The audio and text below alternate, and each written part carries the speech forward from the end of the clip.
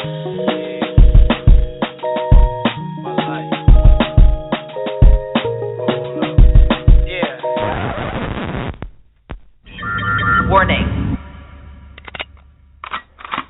Okay, I'm reloaded.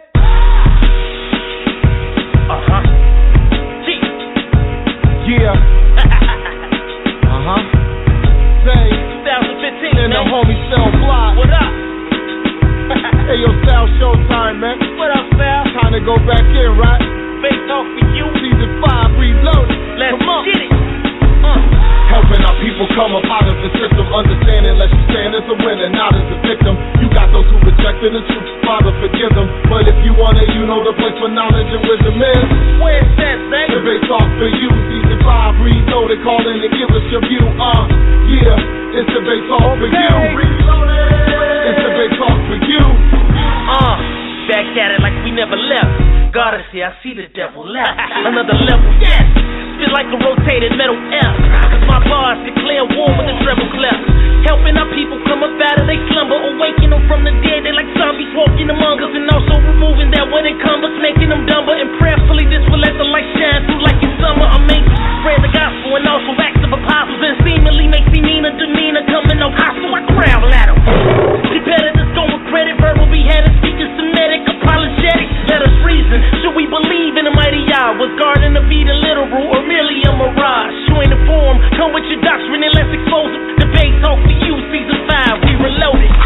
Helping our people come up out of the system, understanding lest you stand as a winner, not as a victim. You got those who rejected the truth, Father, forgive them. But if you want it, you know the place for knowledge and wisdom is.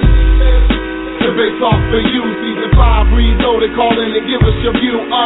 Yeah, it's debate talk for you. It's debate talk for you. Backing down is not an option. We're here to conquer this false doctrine. You confident in hopping the lions, and we all watching. The enemy's plotting, peep the wicked schemes he's concocting. The Lord is warning us, better open up when he's knocking. We gotta fight this war with the art of intelligence. Heaven sent messages to us, they asking where's the evidence. Trying to use science to claim he don't exist is prevalent. Challenge what they can't prove and they act like it's irrelevant. We don't take heed to cunningly devise fables. You wanna discuss it, come and sit at the round table. Biblical scholarship, history, politics, and archaeology. We teach like professors at colleges. The word is of no private interpretation. Every man will try to make his point with great determination. Our job is to plant and water, then wait for germination. My only purpose is to worship God and serve the nation. Helping our people come up out of the system, understanding lest you stand as a winner, not as a victim. You got those who rejected the truth, Father, forgive them. But if you want it, you know the place for knowledge and wisdom is. Debate talk for you, season 5, reloaded, call in and give us your view. Yeah, it's debate talk for you. It's debate talk for you.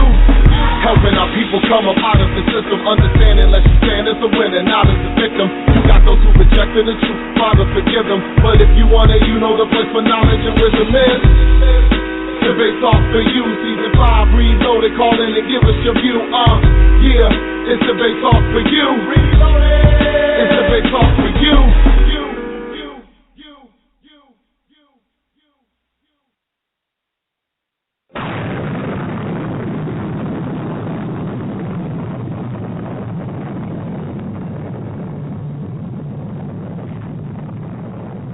Welcome to the planets of the beats. The Beat Talking Radio. Peace and blessings, family. This is your good, humble brother, Basim, representing the DMV area. And when I'm not holding down my mid-level position in corporate America, I'm tuned into the most respected debate show on the globe. That's Debate Talk for You with the esteemed host, Sal Showtime. Hey, what's going on? This is Felix, also known as Enoch, student at Absolute Bible Truth, and I'd like to give a big shout out to Sal Showtime and Debate Talk for You. I'm a frequent listener, been listening since season 1. Keep doing your thing, and for everybody out there who can hear this, send in your donations so Debate Talk for You could go on for a long time. All right, y'all. Peace.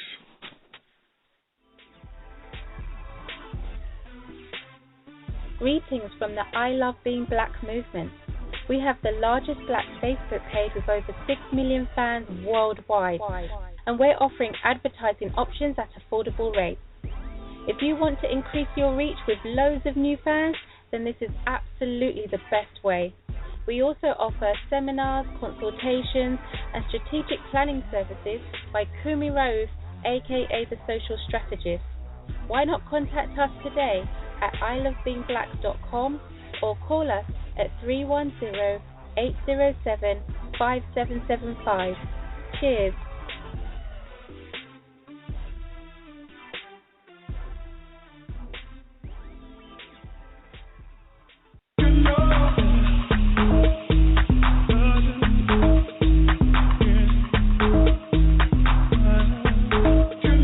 You don't want to miss the best debate show via internet? Debate Talking Radio. Check out the schedule from Monday to Friday at 7 p.m. Eastern Time or at 8 p.m. Eastern Time. To check out the archives, go to www.blogtalkradio.com/debate talk 4 and the letter U. You can listen via phone or via Skype by dialing that number 646-716-7320. Again, that's 646-716-7320. You can also go to iTunes to the podcast section. Just type in the search box Debate Talk 4 and letter U, and you'll see the show pop up absolutely free. You check out season 1 all the way up to the present season and enjoy the entire show. So keep it locked on Debate Talking Radio. Check us out.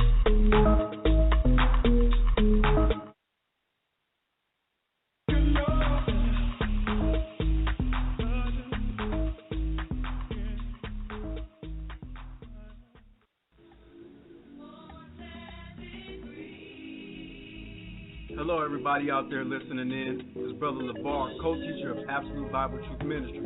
First and foremost, I want to acknowledge and give reverence and credence to the Father of all creation, the Holy One of Israel. Peace and blessings in the name of our Lord and King, the Messiah, Jesus Christ. I want to take this great opportunity to invite you guys to the Absolute Bible Truth broadcast on Bro.Josh Radio. If you love to hear the word or have any questions concerning the word, call in and dial 646-716-8249. That's 646-716-8249. We are live on the air every Saturday, the Most High's weekly Sabbath, starting at 4 p.m. Eastern Standard Time. If you want to listen in via internet, type in www.blogtalkradio.com/Absolute Bible Truth. We also have a Facebook page. Just type in Absolute Bible Truth, all one word, in the search engine. At ABT, we teach the truth, the whole truth, and nothing but the truth concerning the Word of God while leaving out all personal opinions, speculations, and beliefs. Our ministry believes emphatically that the Bible is indeed the absolute truth, and we pride ourselves in bringing forth the Word in a clear, intelligent fashion so that the body of Christ will be edified in abundance. I love you guys, pray our strength in Christ, and we will do the same for you. Shalom.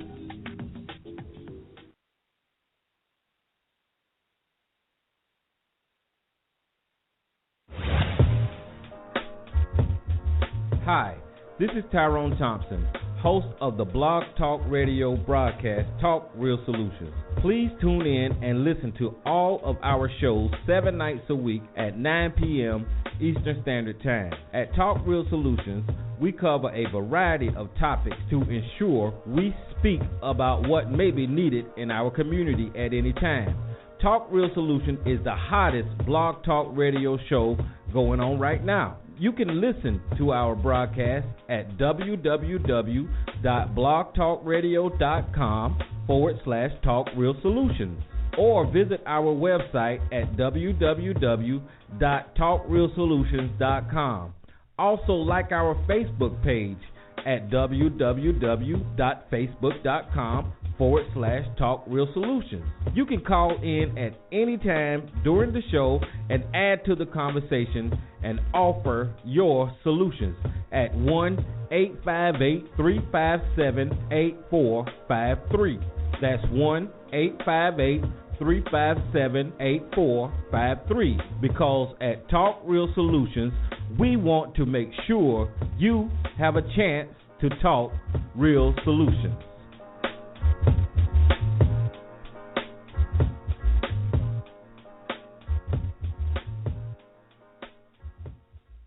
This Eli, I'm checking out Debate Talk for You Radio. When I want to hear the hottest debates in the country, I stay tuned. Shout out to Sal doing his thing. Keep doing the great work, man, and I'm going to keep tuning in. This is Renald Francoeur representing from Atlanta, Georgia. And when I'm not busy in the studio, I'm checking out Debate Talk for You Radio. Keep up the great work, Sal Showtime. Hey, what's going on, everybody? How you guys doing? Welcome to another show. You're now listening to Season 5 of Debate Talk for You Radio. Of course, I'm your host, Sal Showtime, and we are back. Once again, we're back with another classic show for you guys. I appreciate everybody that's calling in via phone and via Skype. Down to that number, 646-716-7320. I'm looking at the switchboard, and I see a lot of people calling in. Welcome to the show, guys. Welcome.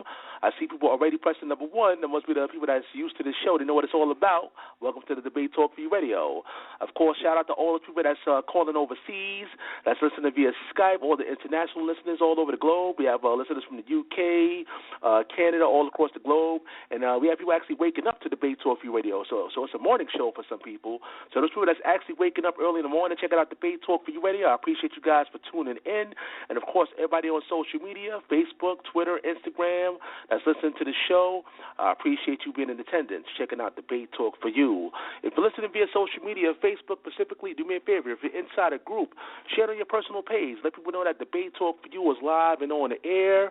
And remember to add that number in, 646-716-7320. The show is all about the people getting answers to their questions. You can call in live or let your voice be heard.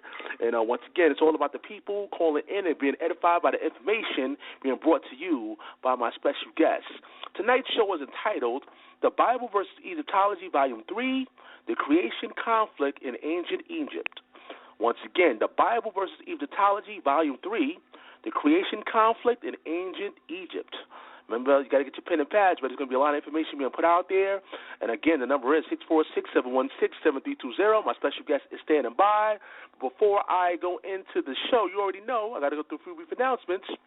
As usual, send me an email at debatetalkforyou@gmail.com. That's debatetalk, the number 4 and the letter U @gmail.com. Go to facebook.com/debatetalkforyou. That's facebook.com/debatetalkforyou. You can download the show via iTunes. Just go to the podcast section and type in the search box Debate Talk, the number 4 and the letter U, and you'll see the show pop up absolutely free. You can download it to your PC, your Mac, your tablet, whatever you have, and continue to check out Debate Talk for You Radio. I highly recommend the iTunes podcast. First of all, it's absolutely free. I know you guys like that. It's free. To subscribe and get it there in your tablet, your PC, your Mac, whatever you have. Secondly, you can check out Season 1 all the way up to Season 5 of Debate Talk for You. And third, you can check out every show. You never miss another show. Every time the show finishes, it automatically uploads to your system, so you can never miss another show again. Again, I highly recommend the iTunes podcast. Subscribe today.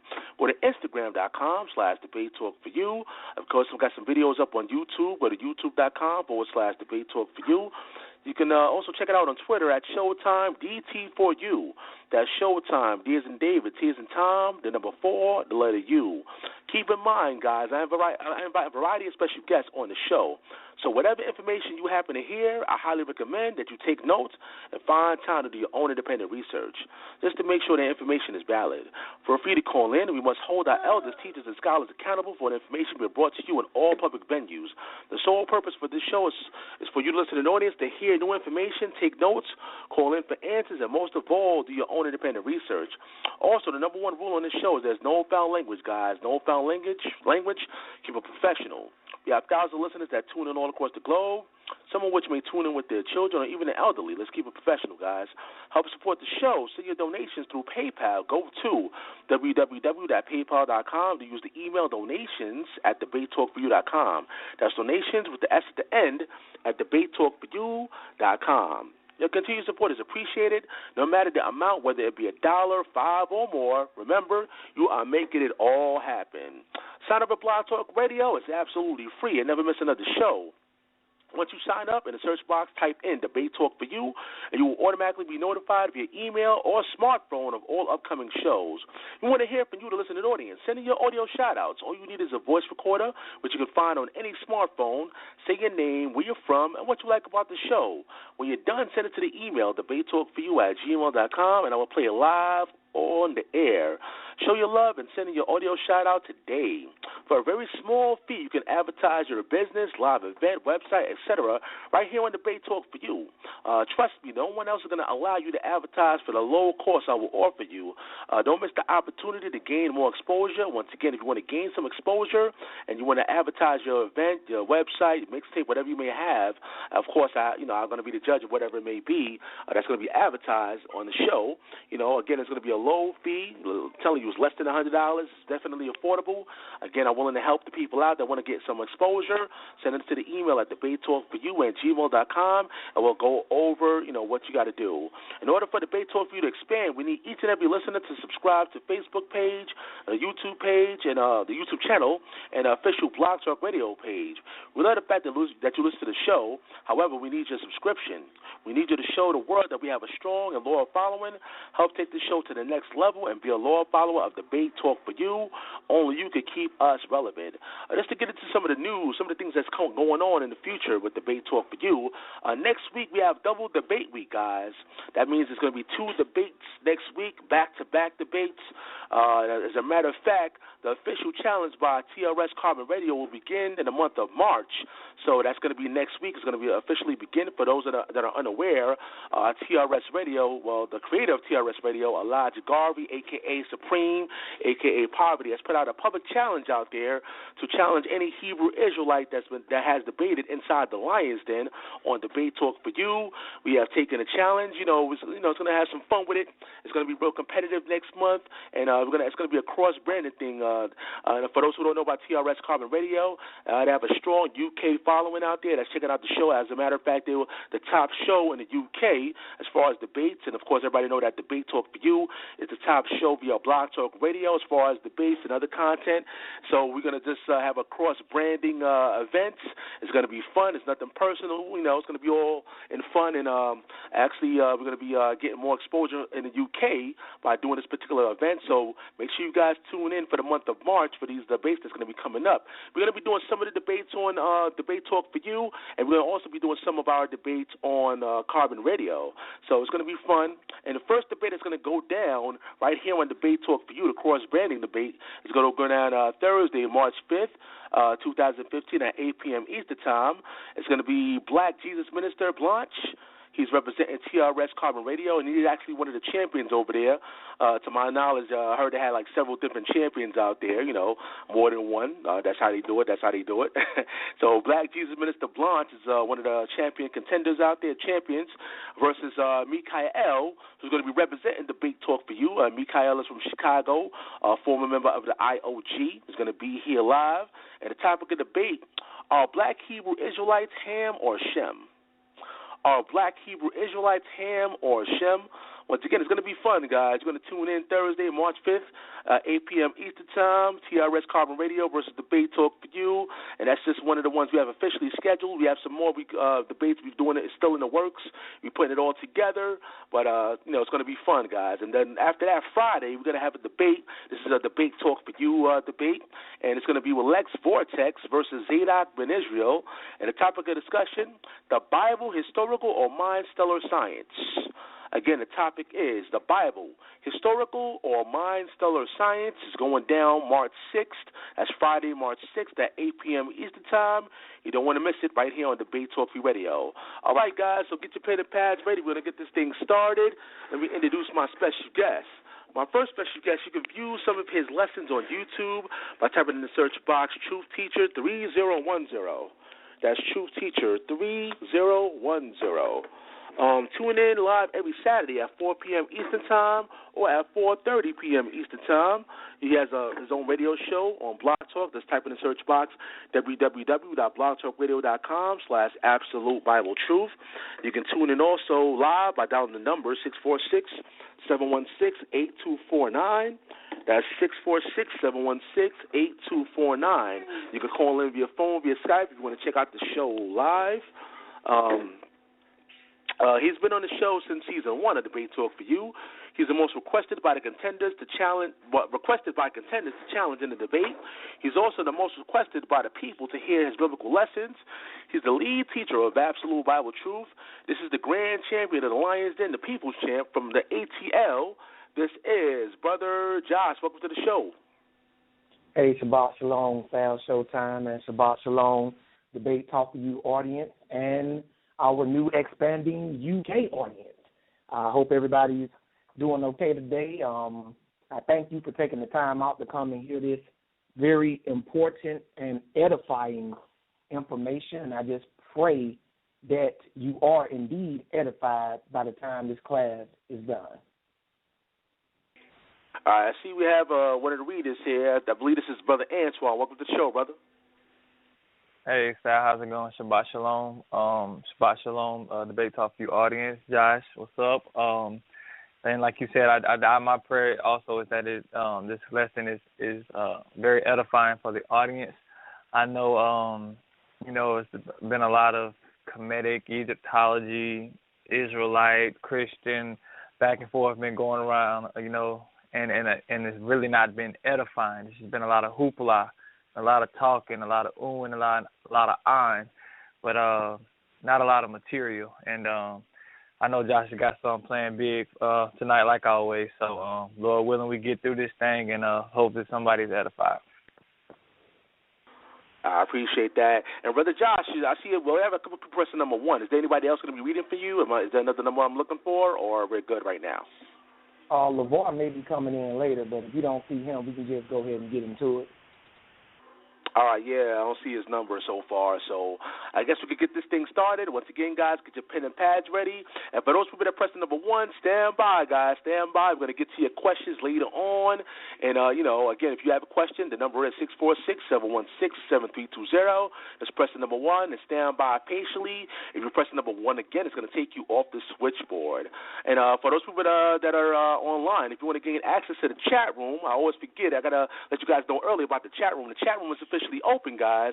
If you want to gain access to the chat room and interact with me or the people that's inside the chat room, just go directly to the website, www.blogtalkradio.com/debate talk for you.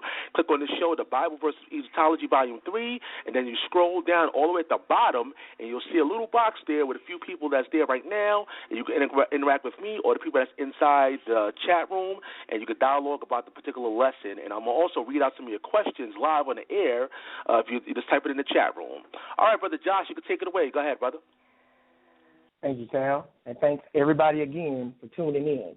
And again, the title of this class is The Bible versus Egyptology, Volume 3, The Creation Conflict in Ancient Egypt. And as the title suggests, there is also a Volume 2 and a Volume 1, all archived on Debate Talk for You. Look them up. They coincide greatly and lead up to this particular class. Now, I decided to do this class because, like Brother Antoine mentioned, there's a lot of back and forth between the conscious groups, or you can call them the Egyptologists, or the Kemet groups. Kemet, that's an ancient name for Egypt. A lot of people don't know that Egypt is actually a Greek word. Egyptos, is actually Kemet, and in the Hebrew, Mizraim or Mitzrayim. Just throwing that out there so people can know what we're talking about. And there's a lot of back and forth, particularly among the black Hebrews and the Egyptologists. And I've just been sitting back observing because I've always believed in the mindset that if two dogs are fighting, don't try to separate them. Just let them scrap it out. And with no disrespect to either side, when I watch these debates on YouTube and I see these guys promoting and hyping up themselves, both the black Hebrews and the Egyptologists, that's all it looks like to me. A bunch of dogs fighting and barking at each other. And I say this because the Hebrew Israelites allowing themselves to be sucked into these endless debates with these conscious groups. And I see popular names, well-known names on YouTube, like Polite, Sarnetta, Shaka Amos, Ray Hagans.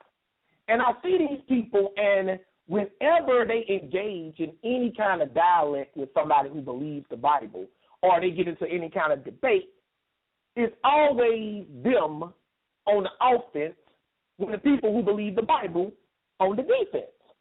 And what I mean by that is all they want to do is bash the Bible. But they never present any of their own ancient texts and documents regarding creation, prophecy, wisdom, any of this stuff in a debate. If you go on a street corner and you see Polite giving any kind of discourse about the Bible or how he feels about it, or if you see him walk up on some Hebrew Israelites teaching on the corner, it's always, I have a problem with your Bible. It's always, I don't like your Bible. It's never, well, look, here's the Egyptian Book of the Dead. This is what this says. Or here is the pyramid text. This is what this says. Or this is the hymn of Osiris or the hymn of Isis. This is what these say. All they want to do is grab your Bible and say, this is wrong, this is wrong, this is wrong. But they claim Egypt. You look at their videos, you see Polite sitting in his home, you see all kinds of Egyptian art surrounding him. Same thing with the rest of them. Yes, I'm dropping names tonight. I actually hope they're listening because I want them to press 1. And not just them, anybody who's claiming a conscious group from an Egypt or African roots perspective who believe in all this Egypt stuff but can't stand the Bible, any one of y'all, if you are listening, after you have heard this information, I want you to, no, I don't want you to, I dare you to press 1 and challenge me on this information and tell me I'm wrong. Because I'm going to be coming out of your own ancient text to show you this. I'm going to do something that you are unwilling and afraid to do, and that is go to your own literature and show the world what it says about the gods, about creation, about other issues. We're dealing with the creation conflict today. I can take this bad boy all the way up to volume 10 if I wanted to. We're on volume 3, and I've already revealed some bombshells in volume 1 and volume 2. But what I'm tired of is these Egyptologists, these conscious groups, constantly having you, the Christian, the Hebrew Israelite, the Bible believer, in some cases even the Muslim, on the defense. All they want you to do is duck and block the punches they throw. But you're not allowed to throw any punches back at them. And what I mean by that is they never put their information out to be scrutinized. They will just philosophize. You can watch them, pay attention to them. You never see this. I've never seen Polite bust open the Book of the Dead. I'm not saying he's never done it. I'm saying I've never seen him do it in the context of trying to show that Egypt is superior. Because these guys try to act like we're supposed to go back to Egypt, but the Egyptians didn't have any ancient writings, you know, that they believed in, that they lived by. They try to act like that stuff is not even there, but they keep pushing you back to Egypt. That would be the same as a Hebrew Israelite trying to push you toward the God of the Bible without telling you anything about the Torah. Can you imagine it as a Hebrew Israelite? I'm constantly trying to tell you, you need to worship the God of the Hebrews, but I never once refer you to the Torah, never once refer you to the book of Psalms, Proverbs, but I'm constantly telling you the God of the Bible, that's the truth, and everything else is wrong. But that's what the Egyptologists do. I haven't seen them do this, and I know why they don't do it. One reason is because they honestly don't know. See, I'm going to do something for you that they are unwilling to do, and that is actually go to ancient Egyptian texts and history and show you what the Egyptians believed concerning the gods and creation. And this is a gigantic conflict, which is the second reason why those who probably have done the research don't like to take you to this material. Because another thing they love to do is stand on the corners and, the Bible is so full of contradictions. You can't believe that book. That's the white man's book. Y'all don't all heard them say it, sisters and brothers. I hope they're listening tonight. I want to see one of them when this information is dropped, because I'm telling you, you will never hear this from them. This is a historical moment tonight on Debate Talk for You. This is the first time you will probably ever hear this information in its entirety like this, in this format. They will not tell you that. You will not hear Ray Hagins tell you about this. Sarnetta is not interested in this. Polite probably don't even know about it. And Shaka almost, all he doing is trying to hype up debates. Let's get to the nitty-gritty. I can go in to any one of these conscious groups' debates and end it in 5 minutes if I wanted to. But I know them brothers don't play foul. All they want to do is attack the Bible. Well, for the first time in history, we are putting them completely on the offense, which means if you are in Egyptology or you lean toward Kemet, or if you part of any of these black conscious groups, if you call in tonight, you are on trial. What you believe, what this stuff says, let's see you justify it. Let's see you make sense out of it. Let's see you prove it. Because it's not fair if we get into a boxing match and only you are allowed to throw punches. It's not fair. I should be able to fight back. And that's the trick that the Egyptologists always lure these black Hebrews into, which makes y'all, as black Hebrews, the ones that debate them, y'all look real stupid to me.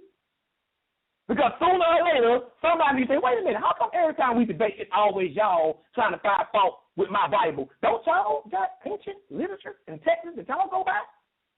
When is somebody going to be intelligent enough to ask these conscious groups that? And when they say yes, you got them. Because what I'm about to show y'all tonight, they can't justify it. They can't deny it. They can't do anything with it. All they can do is just run away. If any one of them call in tonight, any single one of them, I guarantee you they ain't going to address any of this information. They're going to try to talk around it. They're going to try to change the subject. I'm hitting them at the nitty-gritty. So without further ado, because I know a lot of y'all been waiting on this, anticipating it, we're going to get this started because this lesson is titled The Bible versus Egyptology, and the context is the creation conflict. So it won't be fair to them to talk about creation as it pertains to the gods without showing what the Bible says about creation and who created it and what he did. So we're going to go to the Bible first to get the Bible's account of creation, and then we're going to look at the ancient Egyptians' several contradicting accounts of creation. And when I say contradicting, I don't mean just contradictions regarding who created it. It's contradictions concerning who created it, how it was created, what was created, when it was created, what was going on when everything was created. It's complete and utter confusion. They have no idea how this world got here, but they come out like they got all this knowledge.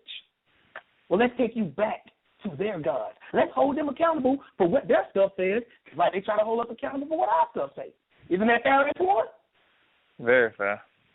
So we're going to pick this up first.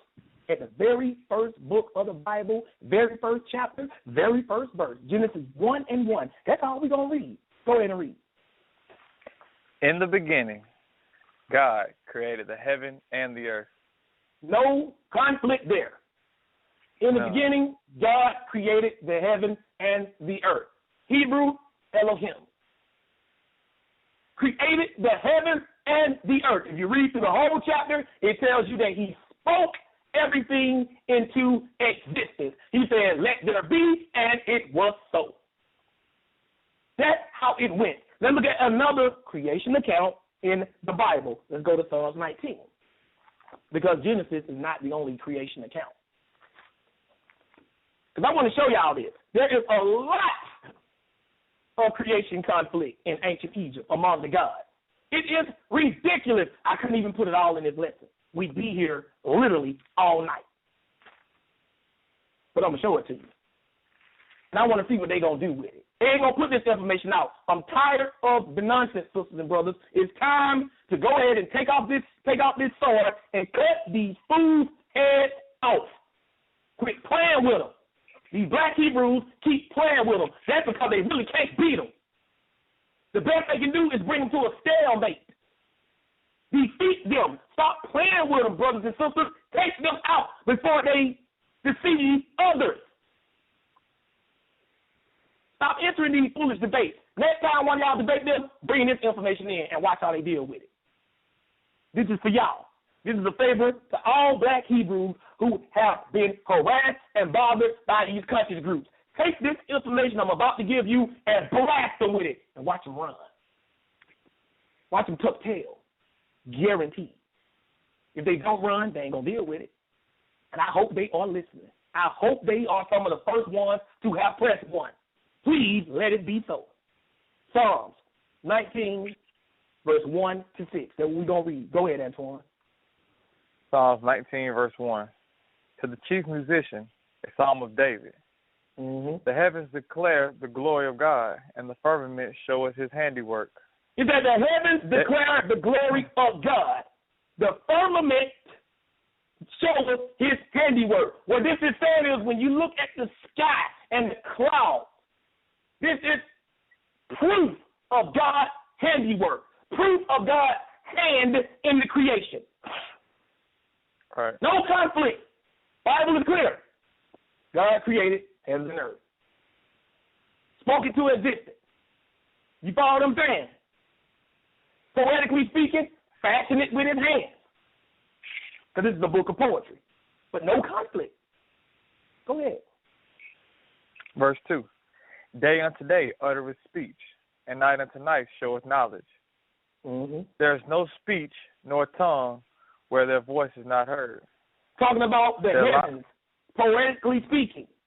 There is no speech nor language where their voice is not heard. In other words, every place on the planet has a sky, has the sky, has the sun, has the moon.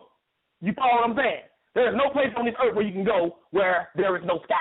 You know, like you're just out in the open, there's nowhere you can go. Go ahead and read. Verse 4. Their line is going out through all the earth, and their word to the end of the world. In them hath he sent a tabernacle for the sun. In the heavens hath he set a tabernacle for the sun. What that means is when you look to the sky, you see the sun sitting in the sky. You have to understand that the Bible is written from the perspective of how we see things on earth. People say if the Bible was true, it wouldn't say the sun is sitting in the sky. It would say that the sun is actually outside of the planet Earth, and it just appears to be that way. The Bible is not a science book. The Bible was not written to educate you on physics, stellar knowledge, this crap that licks vortexes about the brain. That's not why the Bible was written. The Bible is a historical testimony of the creation of God and how he has dealt with mankind since said creation. And how he wants to redeem us. Nothing more, nothing less. Instructions on how to please your God and get salvation. All this other crap that these guys try to come on debate off you and make this Bible say, it just don't make any sense. Philosophy. It's all a form of deceit and distraction. That's why I said the heavens show his handiwork. This is proof. This is God's art. You follow what I'm saying? We're looking at his canvas that he's painted upon, his handiwork. In other words, this is proof that there is a God. That's all this is saying.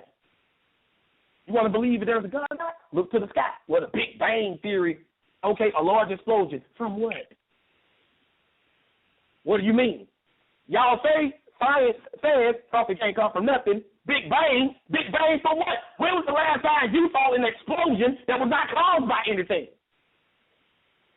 Every other explosion you've seen in the real world, something makes it happen. But you're telling us there was nothing that did, pow, an explosion. From what? What ignited this explosion?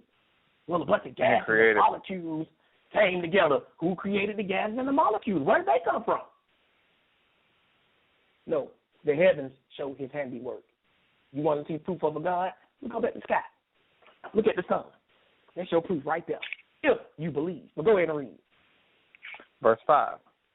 Which is a bridegroom coming out of his chamber and rejoices as a strong man to run a race. Mm-hmm. His going forth is from the end of the heaven, and his circuit unto the ends of it. and there is nothing hid from the heat thereof.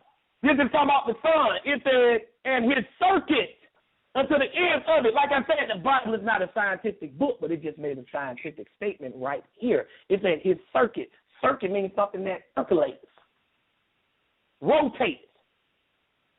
That meant they knew that the sun was revolving, or the earth was revolving, which makes the sun appears to be revolving. All you got to do is look at any sunrise and sunset on camera and fast forward it, and it'll seem like the sun just moving across the sky. But they called it a circuit, meaning they knew God had revealed that there's some rotation going on with this planet.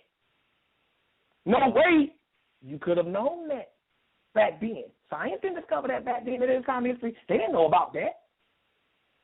About the revolution of the celestial bodies. But right here it says the circuit.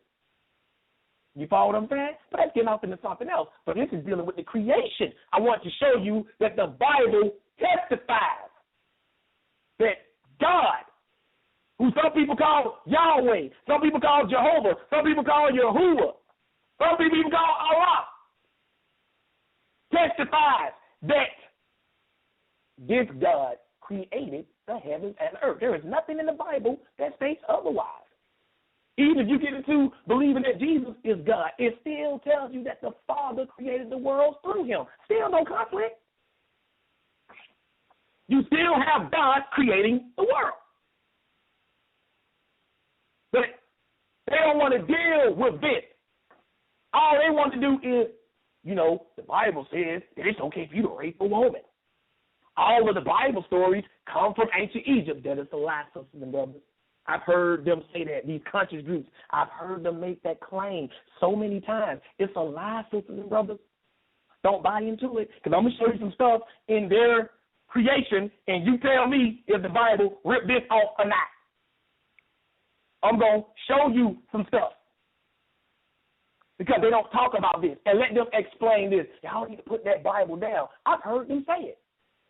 I've heard Polite verbatim say it. I've heard Garfield Reed say it. He said that on Debate Talk for You. Carl David said it. Y'all need to put these Bibles down. And then start talking about Egypt. That's what they want to do, get you away from the Bible. But don't nobody want to talk about the creation conflict. Because if the Egyptians can't even decide how you got here, how are they going to tell you where you going? All right. They can't even agree on how we got here, or who put us here, or how we got here. And when y'all see some of the things they came up with to explain the origin of the universe and mankind, you're going to drop your jaw. When you see some of the gay conflict that was going on among the Egyptian gods, you're going to drop your jaw. But this is what they're telling you we need to go to. See, this is real Egyptology right here. Absolute Bible truth. We're Egyptologists. That just means we study Egypt. That don't mean we believe in it. Egyptology means the study of Egypt. That's all that means. We're studying Egypt in this class right now. That makes you an Egyptologist. We are Egyptologists in that degree. But don't ask me, do I believe that Horus and Jesus are the same person? I'm telling you no, and I can prove they're not. But I'm an Egyptologist in the sense that I study Egypt. Today, they've made Egyptologists into like a culture or a religion. That's not what Egyptology means. No more than psychology, meaning the study of the psyche or the mind. When you put ology on something, it just means the study of it.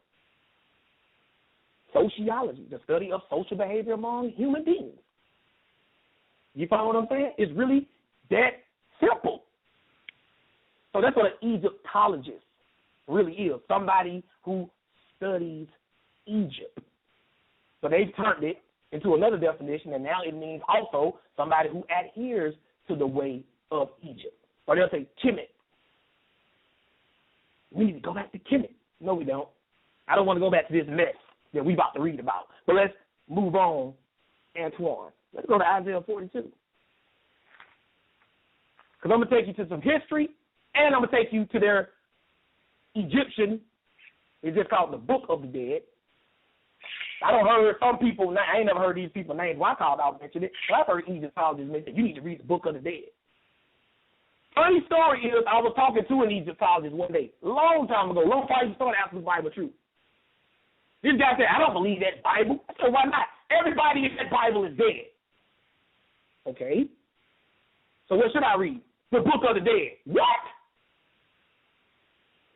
You just told me I don't need to read my Bible or believe it because everybody in that book who wrote this material is dead. But then you tell me to go read a book called The Book of the Dead? Are you kidding me? It's called The Book of the Dead for a reason, sisters and brothers. Ain't it funny how the Bible mentions a book titled The Book of Life? And they have a book called The Book of the Dead. Dead is in opposition to life. What are you going to find in a book titled The Book of Life, but the Book of Dead, but death? You trying to find life in a book called The Book of the Dead? That's an oxymoron. Mm-hmm. That's like trying to find water in a book titled The Book of the Dry Desert. You don't do that. That's stupid. But they're trying to tell you that's where you go to get life and enlightenment and understanding. No. This stuff is pagan. It's demonic. It's evil. That's what it is. It's demons. That's what you're dealing with. That's who the gods of Egypt were. They were demons. And these people are trying to take you back to that. But I'm going to show that to y'all. Y'all going to see this in these creation conflicts. But Isaiah 42. When you get that S1, read verse 5. Isaiah 42, verse 5. Thus saith God the Lord, he that created the heavens and stretched them out, he that spread forth the earth, and that which cometh out of it, he that giveth breath unto the people upon it, and spirit to them that walk therein. Look what it said. No conflict. Thus saith God the Lord, he that created the heavens. In the beginning, God created the heavens and the earth. And stretched them out, expanded them. He has spread forth the earth, and that which cometh out of it. Meaning he created the earth and everything that comes out of it. Everything that's in it. That giveth breath unto the people upon it. And spirit, this is parallel poetry, saying the same thing twice, just a little different the second time. And spirit to them that walk therein. Again, no conflict. Your Bible is telling you the same story over and over again. In fact, it gets kind of tired. Every time you turn around, I am the Lord that created the heavens and the earth. You can read that probably hundreds of times in the Bible. God was constantly reminding people, it was me. No idol gods. No pagan gods. No Egyptian gods. It was me. Constantly saying that. But they want you to believe that the Egyptians are the chosen ones. The chosen people sent by the gods to give you knowledge. See, people think that I'm where I am today because I ignore stuff. Oh, Josh, you can't knock Kemet. You can't say nothing about Polite and Phi Beta and Ray Hagen. Have you ever even studied Egyptology? As a matter of fact, I have. Oh, really? You have? Yep. And I can tell you stuff about it that you don't know because I know none of y'all have actually studied it.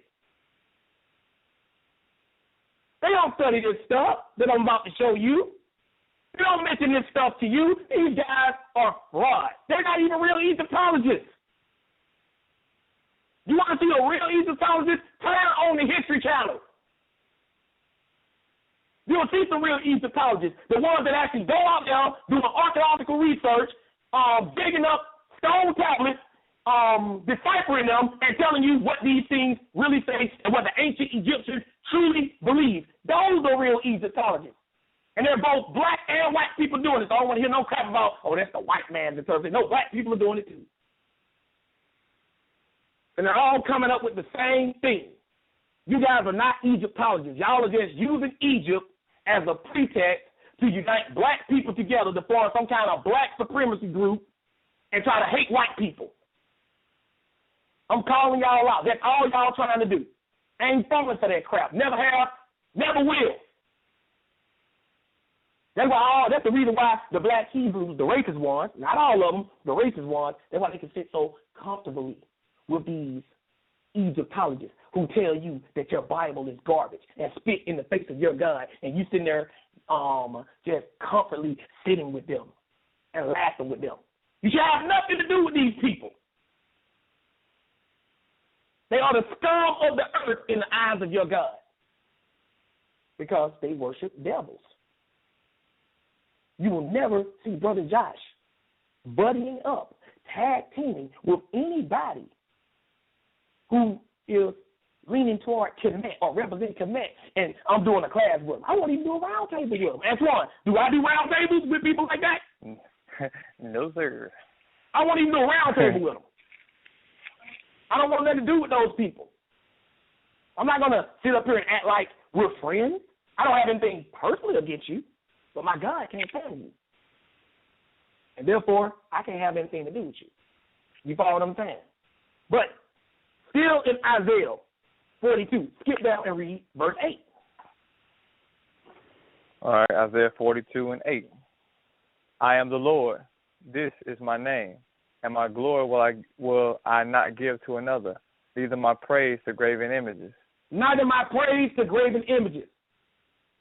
God does not give his praise to statues, idols. That is not how you worship the God of this Bible, but that's how Egypt worship their gods. Idolatry through statues. The evidence is still there. Some of the countries we've got replicas of these idols in their living rooms, in their artwork. So I got my Horus lock. Your Horus lock, that's a pagan god. That was a falcon god. So you got a lock named after an Egyptian god. Do you know anything about Horus? Do you really know? Well, he was the sun god. What else? What else can you tell me about Horus? I mean, really tell me about him. You don't even talk about him. I want to see a discourse on Horus, Isis, Seb, Ptah, Amun, Ra, Amun-Ra. Let's talk about them. I want to hear a whole class on them. Just like I go on Blog Talk every Saturday and I do a lesson from the Bible. I want to see some lessons from the Book of the Dead. I want to see some lessons from the pyramid texts. I want to see some lessons from the coffin text. Yes, I read all these books. I own them. I have them. Now read this stuff. I've proven time and time again that ABC don't just read the Bible. I showed y'all I read the Quran. I've shown people I read the Book of Mormon. I've shown people now that I read the Egyptologist stuff. So they can't blindside me with it. But you ain't really got to worry about the blindside that you with this stuff anyway, Antoine, because they don't even read it. So I ain't going to blindside you with it. They can't really tell you much about the creation. Ask any Egyptologist right now, before I put this information out, if you're sitting next to one, if you're talking to one online right now, back and forth as you're listening, ask them right now, who created the heavens and the earth from an Egyptian standpoint of view? Let's see what they're going to tell you. Because I guarantee you, whatever answer they give you, I'm going to give you about 5, 6, 7, 8, 9, 10 more that contradict it. I guarantee you that. Who created the heavens and the earth? Every Hebrew Israelite that challenges in Egyptology or somebody from a conscious group, do a debate titled, Who Created the Heavens and the Earth According to Ancient Egypt? I bet they run. They ain't going to want to have that debate. No, let's talk about the contradictions in the Bible.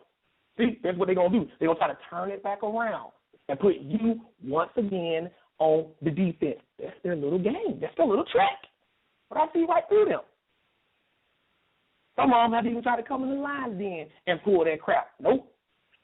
It's time for you to put your hand on the table. It's like we're playing cards, and people say, show what you got. You got to show your hand, too. What if you sit at a table and you playing poker, and it's time for you, everybody showing their hand, but you don't show yours? And y'all gambling in the hood. and everybody, or we playing talk or spade, and everybody putting their cards on the table, you refuse to show yours, you in the hood, what you think will happen after one if you refuse to show your cards? Cats gonna get upset, boy. Some cats gonna get upset. You gonna get beat down. You might not make it out of there alive. That's what they want. That's what they want to do every time they come on Debate Talk for You.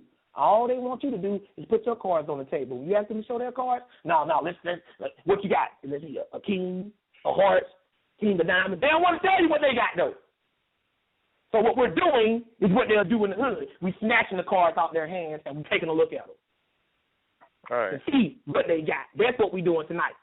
You don't want to show us? Fine. We're going to snatch the cards out your hand and see for ourselves. We see.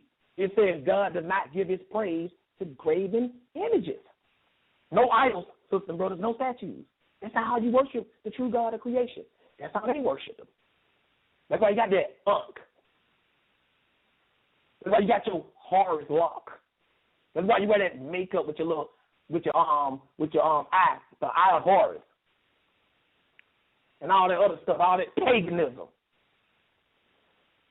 You got Hebrew Israelites that went to that stuff because of this whole sacred name thing. I dealt with that in Volume 2, which y'all need to listen to. You will not hear the information among them. But let's move on, because we got to get a couple more creation testimonies from the Bible, and then we can get into this thing full throttle. Let's go to Proverbs chapter 3. All right. All they do is try to put you on the defense, as if I don't see their little game. Time for y'all to start making them accountable. Well, I don't believe that. How can you say you're an Egyptologist then? So what you going to do? You just going to grab Egypt and use it as a symbol and not be held accountable for those ancient people? You always talk about how ancient and advanced these people were, but you ain't going to deal with their material. You going to have a hairdo called a Horus lock, but ain't going to teach us about Horus? Huh? Mm. What type of crap is that? That's on football. That's like me wearing fringes, which I do, but don't tell y'all why I wear them. Why they were instituted, where they came from. You follow what I'm saying? Come on now, let's dig this up. Teach me about Horus. They don't want to get into no real study about this stuff because it ain't going to take you long to see that this is some bull. We're going to read this from their own text. The people who translate this stuff going to tell you they were constantly reinterpreting, constantly changing, constantly coming up with new concepts about the gods and how they created this universe. Yeah. Constantly changing, I mean, and we ain't talking about bad distances from each other. We talking about like Upper Egypt and Lower Egypt. We talking about the dude down the street believe the creation happened like this, and you around the corner and you believe the creation happened like that. Both of y'all Egyptians. Something's wrong with this picture. They ain't gonna tell y'all that. ABT will, because I don't play games. I don't debate for kicks. I don't debate for money. I'm not saying I want to accept money if somebody offered me money to do a debate. Don't come back and no. I thought you said you don't debate for money, but I heard you just got paid for this debate. No, when I say I don't debate for money, I mean that's not my sole purpose for debating. I'm not in this to get paid. And just for the record, I have never been paid for any debate or show I've done on Sal's show. Just we can clear that out right now. But that's what they're in. Praise God. And most of them, if not all of them, will not show up for a debate or to do a debate unless there's some kind of money offering to be paid. But Proverbs chapter 3. Yep. And y'all pay the tickets that fund these guys' fee to hear some bull. Boy, I can think of a million other things to do with my money. Proverbs 3, verse 19. Let's see how God created the world. We know that he spoke everything into existence. But let's see what guided him or what he used. Go ahead and read. 3:19. The Lord, by wisdom, has founded the earth. By understanding, hath he established the heavens. The Lord, by wisdom, has founded, which means set the foundation of, or plainly put, created or made the earth. By understanding, Parallel poetry, saying the same thing, just a little differently the second time. By understanding has he established the heavens. Wisdom and understanding, nothing perverse, nothing nasty, sexual, just wisdom and understanding. This is how the Bible describes the creation. No order out of chaos. None of that. There was nothing. And then God said, let there be. That's how the Bible describes the creation. And he did it through wisdom and understanding, meaning we serve a wise God. We serve a God with understanding. When you see the very first account, I'm going to read y'all, of how they believe, one of the ways they believe the earth was created. They're just going to be like, what, really? No, he making it up. And then you go behind me and look it up. Like Sal Showtime said, get out your pen and paper. Hold your elders and teachers accountable. Go behind them and validate what they're saying. I'm going to read it to you. You go behind me, and I bet you that's what it's saying. And then press 1. If you dare. If you think I'm teaching y'all wrong. If you think I'm lying. Everything I'm telling y'all, you can go right behind me and verify it for yourself. That's the reason why whenever we do these kind of classes, and Sal be like, hey, I see a lot of activity on the social media. I see a lot of people on Switchboard. I don't see nobody pressing 1.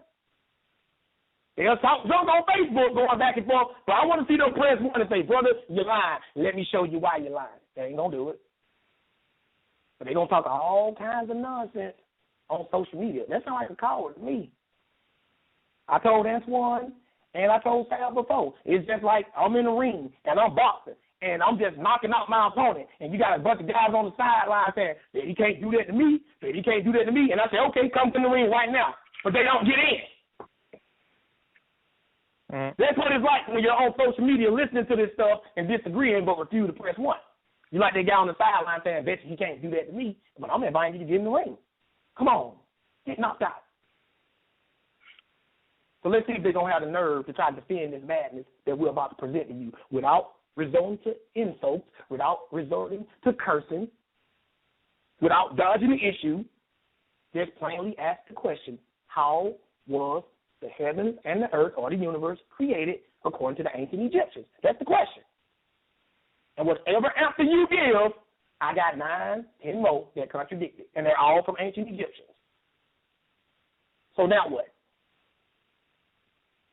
So we just read Proverbs 3:19. That's how our God created the heavens and the earth. He created the heavens and the earth through wisdom and understanding. Well, who could be wise enough to create that? If I knew that, then I would be God. But let's move on. Let's go to Psalms 96. We cannot, sisters and brothers, I got to get you right, though. Can't have the Bible versus Egyptology and about creation and not show biblical testimonies of what it says about the creation. Got to do both, because it wouldn't be fair. I don't just want to jump right in. Okay, do what Egypt say. No, let's show what the Bible say. Let's be fair. We're going to Psalms 96.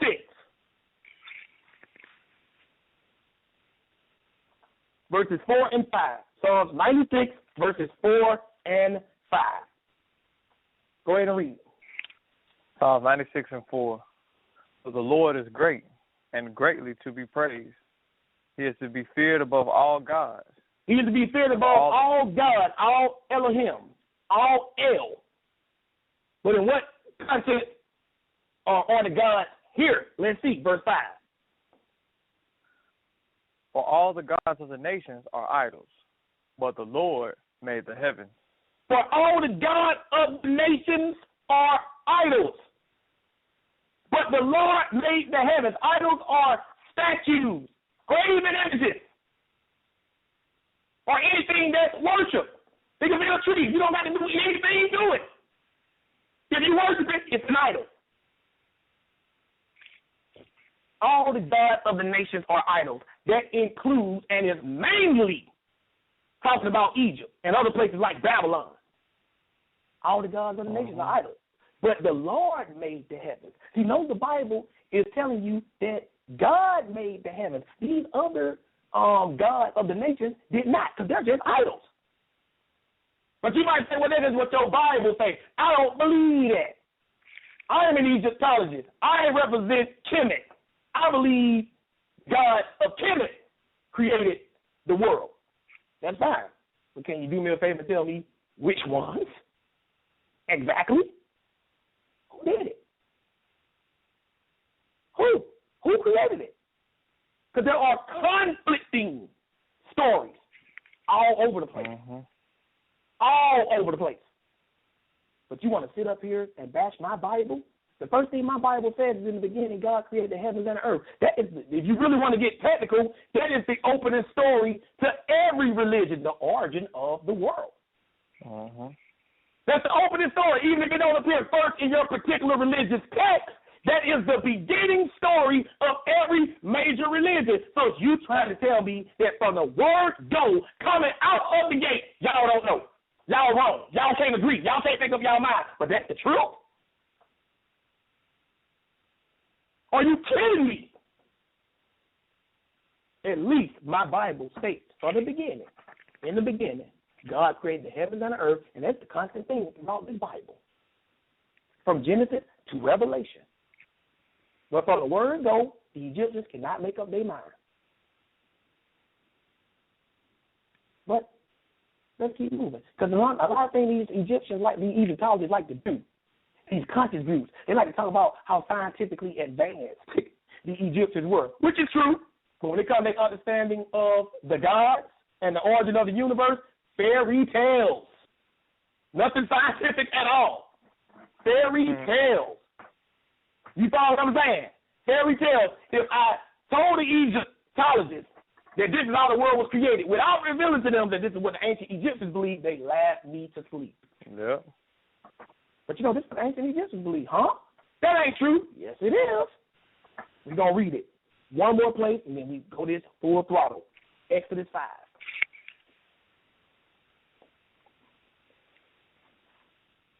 It's time to put it out there. That's what we do, sister brothers. We reveal.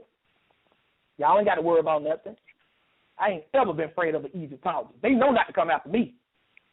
They know we out there. They know who we are. But they ain't going to come starting over there. They know better. And the ones that don't know better, they going to know better after tonight. No, let's talk about the Bible. You know, let's do a debate about the authenticity of the Bible. Okay, but we know we're going to talk about what you believe. And if that's true or not. When are we going to do that? When are you going to tell us what we believe? Like a certain brother who likes to call in every time I say something bad against Egypt. But he is still yet to tell me what's the truth. I'm listening. If he's listening now, and he knows who I'm talking to, if he's listening now, please tell us what's the truth. Who created the heavens and the earth according to the ancient Egyptians? Which story is correct? Which story should we believe? Who got it right? I don't know. So you can't even tell us how this world got here. But you're telling us we need to be leaning toward the civilization. They can't make up their mind about it. And that's the truth. I see if the ancient Egyptians didn't have a view. They just said the creation of the universe is a mystery. We don't know. I can't even accept that. If they just constantly said that, I can't even debate that. Because then all you would have to say is, see, your Bible just giving an explanation. No one really knows. But that ain't what the ancient Egyptians did. They gave you all kinds of explanations and theories on how this bad boy got here. And none of them hardly make sense. But Exodus 5, we're dealing with Moses. Just to let y'all see that the Egyptians did not know about the God of Israel. Exodus 5, verses 1 and 2. Exodus 5, verses 1 and 2. Go ahead and read, Antoine. Exodus 5 and 1. And afterward Moses and Aaron went in and told Pharaoh, Thus saith the Lord God of Israel, Let my people go, that they may hold a feast unto me in the wilderness. And Pharaoh said, Who is the Lord? And that I should obey his voice to let Israel go. I know not the Lord. neither will I let Israel go. Look what Pharaoh said. I don't know Yahweh, Yahuwah, Jehovah. I don't know him. Pharaoh knew about Atum, Alman, Horus. He knew about them. He didn't know about the God of Israel. Don't try to say that the God of Israel was worshipped in Egypt. Right.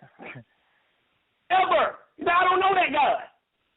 Moses came talking about a strange God to Pharaoh. He didn't come saying, Horus said, let my people go. It's crazy because I've seen some Egyptologists try to say that the God that led the children of Israel out of Egypt was the Egyptian God. Well, if that was the case, how could Pharaoh say, I don't know this God? You trying to tell me that the king of Egypt himself was unfamiliar with an Egyptian God? And don't try to say that Moses brought a new Egyptian God to him, because if that's the case, how can you claim in the next verse that Moses got all his wisdom from Egypt? That's what they say. He was taught everything in Egypt. That's all he knew about Egypt. But he going to bring a new Egyptian God to Pharaoh? No. The God of this Bible has never identified himself with one of the gods of Egypt. Never. So don't try to fall for that mess. This Egyptology crowd, these conscious groups, we should call them unconscious groups, because they really sleep. Yep. Yeah. Trying to put this mess on you and pass it off as truth. You guys are a joke. I watch your videos and I smile and laugh. You guys are funny to me, comical. A minstrel show, Amos and Andy. Disgracing the race. That's what y'all are doing. Yep. Because you got true Egyptologists, these white people. I'm not trying to draw a distinction between black and white, but I'm talking about the educated white people who know true Egyptologists and Egyptology, and they watch y'all and they be like, what are these clowns talking about? When is anybody going to actually pull out a book referring to Egypt? I'm waiting on that. Bunch of talk. Every time I see polite, you walking up on some Hebrew Israelites. Well, let me ask you something about your Bible. Okay, let me ask you something about the Book of the Dead. Let me ask you something about the coffin text. Let me ask you something about the pyramid text. What about it? Do you even know what I'm going to ask? You got any clue? Because I can pretty much predict everything they're going to ask, because they ask the same questions to Hebrew Israelites over and over again. Let's ask them some questions. For years, Antoine, for years, they have been putting us on the defense while they just relentlessly attack our Bible, forcing us to defend our faith, defend our book, defend our beliefs. Every time you turn around, we got to fight them off. Not fight them, fight them off. There's a difference between fighting somebody and fighting them off. Fighting them off just simply means trying to hold them at bay. Fighting them means trying to defeat them so they will never come back. And I want to see them come back after this one and address it. The ones that do come back, they ain't going to address this material. They never do. So now, let's dive into this, Antoine, because I'm going to be doing a lot of reading. You know what I'm saying? You just listen, because you don't have any of these books, I know. The first book we're going to go to, and this is it's titled Mythology, the Illustrated Anthology of World Myth and Storytelling. And for anyone of them jump up and say, well, you just can't go by that book, I'm going to match these stories in the Book of the Dead. So you ain't going to have nowhere to run. This book just simply summarizes Egypt mythology as well as other ancient world mythology. But again, the title of this book is Mythology, the Illustrated Anthology of World Myth and Storytelling, General Editor C. Scott Littleton.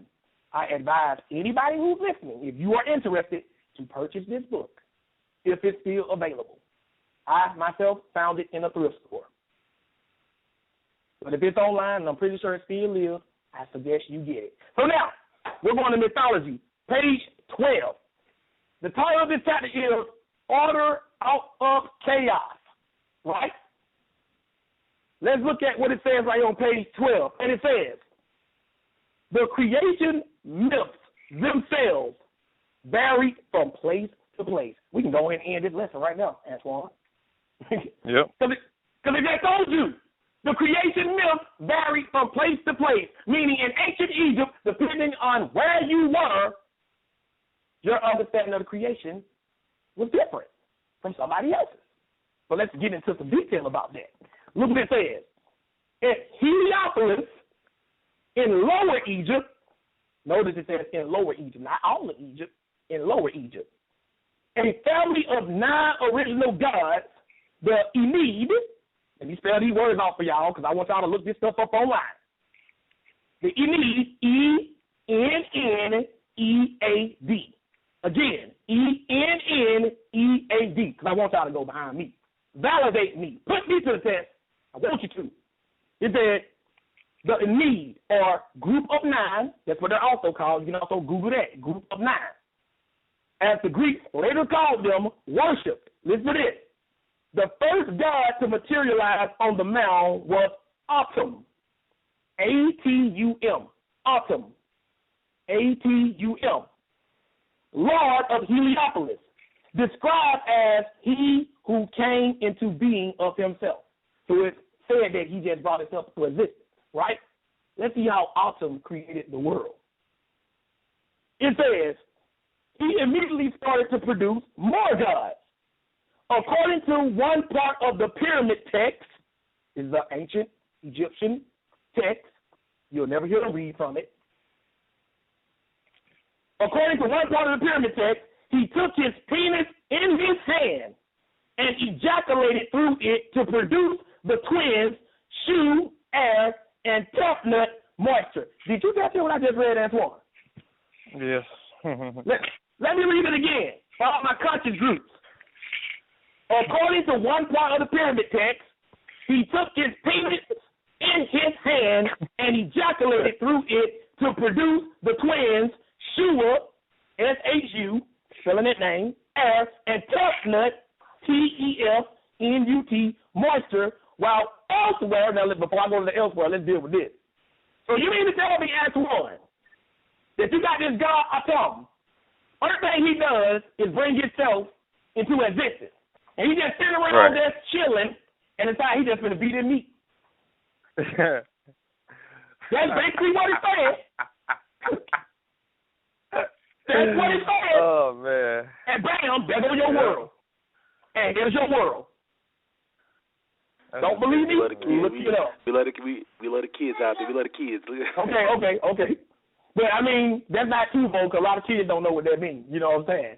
You know, little children. But, he masturbated. That's what he did. This guy was just sitting around. This is what it says, though. Yeah, but look what it says. Look what it says right here, though, because that's not even it. While elsewhere in these texts, the same pyramid text now, not even in a different group of writings, Atum is said to have sneezed out Shu and spat up Tough Nut. So he had allergies. Or maybe he got some dust in his nose. And he sneezed out Shu and spat up Tough Nut. You know what that sound like to me, Antoine? That's what it sound like. Because that's usually associated with sneezing and stuff. This is your Egyptian creation. This is one of them. What? One says he sneezed. One says he masturbated. I wonder what caused him to sneeze, and if nothing was created yet. Exactly. What caused him to sneeze? Because every sneeze is caused by something. Whether it's allergy, whether it's dust, whether it's a cold. Was he sick? Did he have a cold? Did he have a flu? What made him sneeze? But that's what it said happened. Can any Egyptologist listening now tell me which one of these creation accounts are the right one? If you were smart, I'll go with the second one because I don't want to believe that I got here through somebody sitting around. You know what I'm saying? Playing with himself. I don't want to believe that. So that's what this is saying. So this is the perverse mind that these ancient Egyptians had, which is why God told us, which we're going to read, to put these gods from Egypt from among us. Because a lot of the gods of the nations were sexual gods, and they were worshipped through sexual rites. So what type of God or what type of followers do you think this God would have if they believed that's how he brought them here? Think about that. Because as the gods were, so were the worshipers of the gods. Our God is said to be righteous and just. That's why he wants us to be righteous and just. The gods of the nations were perverse, sexual gods, angry gods, temperamental gods for no reason. So that's why the people were like that. So is anybody in the conscious group going to call in and explain this away? We already got two conflicting stories concerning Atum, A-T-U-M. Both of these stories are found in the pyramid text. Not two different books. Same book. But we're going to keep reading. That was page 12. This is page 13. Now we're reading about Ta, the creator God, spelled P-T-A-H. Ta, the creator God. It says, the Heliopolitan doctrine was markedly physical in character. Atum's act was seen as procreative, even though he had no partner. Yeah, he didn't have no partner. He was by himself doing his thing. Y'all know what I'm talking about. The theologians ascribe female qualities to his hand. Oh, my freaking goodness. Do y'all understand? See, I know we got some children listening, and I probably should have gave a little heads up. So I'm going to give it now. It said they ascribed female qualities to his hand. Y'all already read he was masturbating. So I guess they try to say he had a vagina in the palm of his hand. That's what we're reading. I'm not trying to be vulgar. I'm not trying to be perverse. That's what we're reading. This is what Polite and Ray Higgins want you to ascribe to, whether they realize it or not. This is what Shaka Amos is trying to push down your throat. I ain't with that. Y'all can have that. My God created the heavens and earth through wisdom and understanding. Your God created the heavens and earth through a flick. Y'all know what I mean. But let's keep it going. It said, the theologians ascribed female qualities to his hand, which eventually gained the status of a goddess. So it evolved. First, his hand just had female qualities, right? Then his hand evolved to being a goddess in her own right. You see how they just making this stuff up as they go? As we're going to read in the Bible, that's what the gods of the nation did. That's what the people did with their gods. We don't read that, right? Ever heard this before from a conscious group? They ever showed you this? They ever brought this to you, Mr. Black Hebrew, standing on the corner, minding your own business, just trying to teach people about the God of creation? They ever came up to you and said, let me tell you about Atum and how the world got here? They ever came up to you and tried to show you this? Nah. They ain't about to do that. So they'll just rather sit there and attack your Bible over and over again and make you feel like a fool for believing in it when they're actually substituting something for it that's even more absurd sounding. Like I said, I tried out Egyptology. I didn't try to become one, but I studied it before I considered doing it. And I'm like, nah, this ain't the truth. This some fairy tales. That's what this is. This some fables. But we're going to keep reading. Listen to this, though. It says, which eventually gained the status of a goddess. In Memphis, however, here goes another conflict. In Memphis, however, the creator god Ta, P-T-A-H, the creator god Ta's act of creation was contemplative rather than physically active. In other words, he just thought about it. So which one was it? Which one was it? Did he create the world through masturbation? Did he create it through sneezing? Did he create it through his mind? Was it simply his hand with feminine parts? Or was it an actual goddess there with him? Which one was it? They don't know. You know why? Because the ancient Egyptians didn't know. And guess what, y'all? We just getting started. And already I have given you 3 conflicting accounts of the creation, and we just got started on this. We ain't even warmed up yet. You know, you exercise, okay, now I'm warmed up. We ain't even warmed up yet. We're still warming up. It gets a lot uglier. Right? A whole lot uglier. But let's read this. It says, God created Ta created by intellectual effort alone, thinking things into existence with the ideas that emanated from his heart and the names that issued from his tongue. So now they, like I said, they changed it from one concept to another concept to another concept. And this is just with Ta. You follow what I'm saying? We were reading about Atum, so we don't jump to another God. We got Atum with the bastardation and the sneezing and the spitting up of creation, right? And then we go to the Heliopolitan doctrine was marked physical in character. Atum's act was seen as a procreative, even though he had no partner, right? In Memphis, however, the creator God, Ta, act of creation was contemplative. So we don't jump from Atum with his conflicting stories of how the world came into being to Ta in another city, Memphis, in Egypt. I ain't talking about Memphis, Tennessee, y'all. It's about a city in Egypt. That's what Memphis, Tennessee was actually named after that. Memphis was actually named after that, right? In Memphis, however, the creator God, Ta, act of creation was contemplative rather than physically active. Then it says Ta was part of a triad of deities, along with his consort, the lioness goddess, Sekhmet, and the locust god, Nefertim, understood to be Ta's son. Like the god Num, spelled K-H-N-U-M, we're going to read that about him. Ta was a patron of craftsmen, and his high priest was called greatest of the controllers of craftsmen. So they had priests for these gods too. Every god had a priesthood. Just about every god had a priesthood. And the priest's job was to perform the religious rites of that god and to teach people about that god. So if each of the gods had a priesthood, I mean, you had a bunch of priests walking around teaching people different things. Mm-hmm. You call this consciousness? You call this truth? All of this in Egypt. You follow what I'm saying? But Sal, before we go on, because I just want to scratch the surface of this, let's take a couple of calls. I'm interested in what the people got to say about what they've heard so far. All right, guys, this is your time. You know the number is 646-716-7320.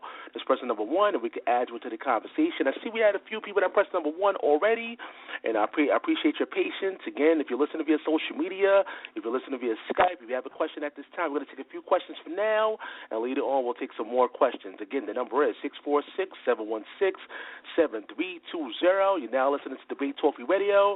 The title of this class, The Bible versus Egyptology, Volume 3, The Creation Conflict in Ancient Egypt. So let's go to the first person. Let's see who's on the line. Let's go to 952-693. You're live on the air. 952-693. You're live on Debate Talk Radio.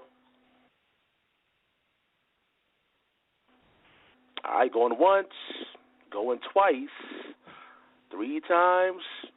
All right, we got to move to the next person. Again, if you have a question, press the number 1. If you don't, just press the number 1. Once again, it'll take you off the switchboard. Let's go to the next person. Let's go to 302-333. You're live on the air. All right, much love, much respect to everyone there. All right, what's up, my brother? Much love. Much love, much respect. Let me say this. We heard from the great teacher there, and we have a good deal of solidarity. Then we also have a missing link in history, and from the Pan-African Intelligence Network and the Lion of Judah, I would like to engage with the prestigious guest who had a lot of things correct based on Egyptology and idol worship. And the word God was mentioned, I'll say over a couple of 100 times. And twice I heard the real truth, the whole truth, nothing but the truth, which was goddess. And that predates Egyptology. And we can prove right now that whatever book was written in the past, throw it in the trash. Because the greatest story to be told is now to the future. And something was missing in history, and you can look at it in the idol worshiping that is going on wherever we are in our sector. So to say that the author of How We Got Free, I'm the author of that, you and me, based on what was missing in history, and you talk about Egyptology. But all we would have to do is go outside of our home in any sector, from Maine to Florida, Washington State to California. We see the aftermath of the genocide by the missing number one sin against the human family. And all you got to do is look at what you said was Egyptology and the so-called pharaohs of Egypt, Akhenaten, Tutmos or whoever, that Alexander used a 21-gun salute to shoot the so-called nose off of the Sphinx. But yet everyone rushes to Egypt today, no matter what color you are. Everybody want to get there to take these pictures on something. But now if we go outside in our sector, in our county, city, state, municipalities, we'll see these fallen idols on every building. And the only deities in the United States of America that's up in stone, like the pyramids, is the Roman Catholic Church, who started this madness. And those, what we would say, even Muslim or Christians, they tried to put images up that would emulate this creature called God. But there's a missing link in that, and that's goddess, because there's balance, duality, negative and positive. And that's what the Pan-African Intelligence Network is bringing forth tonight, that Mother Nature, Mother Earth, Mother Indigenous America, Mother Goddess, Mother Africa, Mother Universe, that breathes life into the rest of the world, because Eve did not come out of Adam's rib. All men and Adam came out of Mother's womb. And the proof of that is the reality of what we see in these stone figures, that no Hesapus, no Nzinga, no even we would call. Hey, hold on, my brother. Go on. You're saying a lot of things. I got to let Brother Josh reply real quick. Josh, anything you want to comment on or reply what the brother just said? Go ahead. I can't really follow his logic, because he's on something completely different. I'm not saying he's not making any sense or he's not talking about anything. What I'm saying is it's kind of hard for me, it's hard for me to follow what you're saying. If I just did a whole dissertation talking about apples, and all of a sudden you come on and you start talking about coconuts. You follow what I'm saying? Not to say that apples are better than coconuts or coconuts are better than apples. It's just that's confusion. I would just rather move on to the next caller, and we'll just have to have that on the side conversation, because he felt like he's on something completely different than what I'm talking about. All right, guys, once again, it's your time. We have a lot of people listening on social media. I'm seeing the comments. Again, it's your time. Feel free to call it. You know the number, 646-716-7320. Debate Talk View is all about the people calling in, getting answers to their questions. I see we have a lot of people pressing number 1, so we're going to go to the switchboard. We go back to the number originally that was number 1. Let's go to 952-693. You're live in air.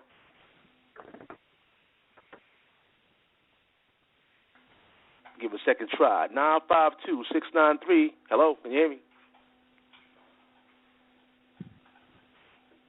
All right, we've got to move on. We've got to go to the next person. All right, let's go to 252-883. You're live in the air. Peace and shalom alaikum to Brother Josh and Antoine and Sal there. What's going on, y'all? Hey, shalom, Rahman. What's up, bro? Yeah. Oh, man. Well, before I even say anything, this is funny how this class, I didn't even know you was doing this class until I looked up the preference in Sal Showtime Debate Talk for You, and I was like, are you kidding me? I just had a beef with Shaka Atmos on YouTube. Oh, wow. For real. Tell us about it. It's like, yeah. The thing is, Awana Sap and Kabal, the elder, they had that debate with Kemet on trial and all that. And Awana Sap brought out the braid, just like I talked about the lock. And is various books saying that the lock was for children. So Shaka brought out the a spell, a text, and it said the braid is for man and all that. So I went to his page, and I was at his page and I saw that, and I said I would like to see a picture. I ain't cursing nothing. I just say I would like to see a picture. This dude talking about this lock and stuff, and I like to see a picture. So he showed a picture and showed 2 pictures of the same person. Now, I can't tell if it's a man or a woman, but it's a grown person with a lock, and they have the leopard. So I think it's probably a man because the leopard give distinctive power. Then he showed another one, but it was basically a child, as I said, you know. So he went on, and I said, okay, cool. You showed your picture. There's 2 different types of stories. There's one that's just children, and boom. So he thought he had this victory, and he kept going on and on. He wanted to stay on that. I said, okay, now you the same dude that said you're going to destroy Islam, and you're Islam's worst nightmare when there's 2.08 billion Muslims over on the earth, and they probably don't even know who you are, and you're not going to do anything. So this dude said Arabic comes from Saraj. I said, what? Are you crazy? I said, Shaka. Oh, and the bad thing is this dude was calling me the N-word, Negro, Mother F. I said, this is how beef start, because, see, if you said that in my face, it would be problems physically. It would be a problem. This is how beef comes about, because dudes, you're supposed to be a teacher, and I ain't use no profanity. The children is on YouTube, and they looking, you don't use profanity. You get what I'm saying? No matter what we go through, the discourse, you don't use profanity like that. So he kept going on, so I said, I'm going to shut you down. So I hit him with 5 pieces. I said, what you got to say about that now? Arabic doesn't come from Saraj. It has some loan words from it and other words, but it also loan out words. It doesn't mean it comes from it. He kept going on and on, so I kept hitting him. And then this dude was singing. Listen, I worked in the studio. I know. I can produce music. This dude was singing. So I'm asking him, I'm like, you're terrible singing. What are you, commission R&B? I'm like, what is going on? I said, you gonna see? I'm like, commission R&B. Right. I'm serious, this dude, and he's terrible. But you acting like a gangster because you're behind the screen. The keyboard. So I figured it, huh? We say behind the keyboard. What you say? We say behind the keyboard. No, he wasn't behind. He was singing. Oh, yeah, okay. Well, he was singing. Keyboard, typing. Yeah. And doing all this. This is why, like you said, I don't even want to be around them, because if you're going to do that and then come up to me and then and when you see me face to face, I was just you can't do that. You see what I'm saying? But we probably end up debating, and I'm gonna smash his head in, because it's really ridiculous. People don't understand how much information that's out there, and they don't give. Like Polite was debating the Hebrew. Now Hebrew, he should have been on his P's and Q's. This dude, Polite, says the sun created the earth and the moon and all that. So the Hebrew should have said, what created the sun?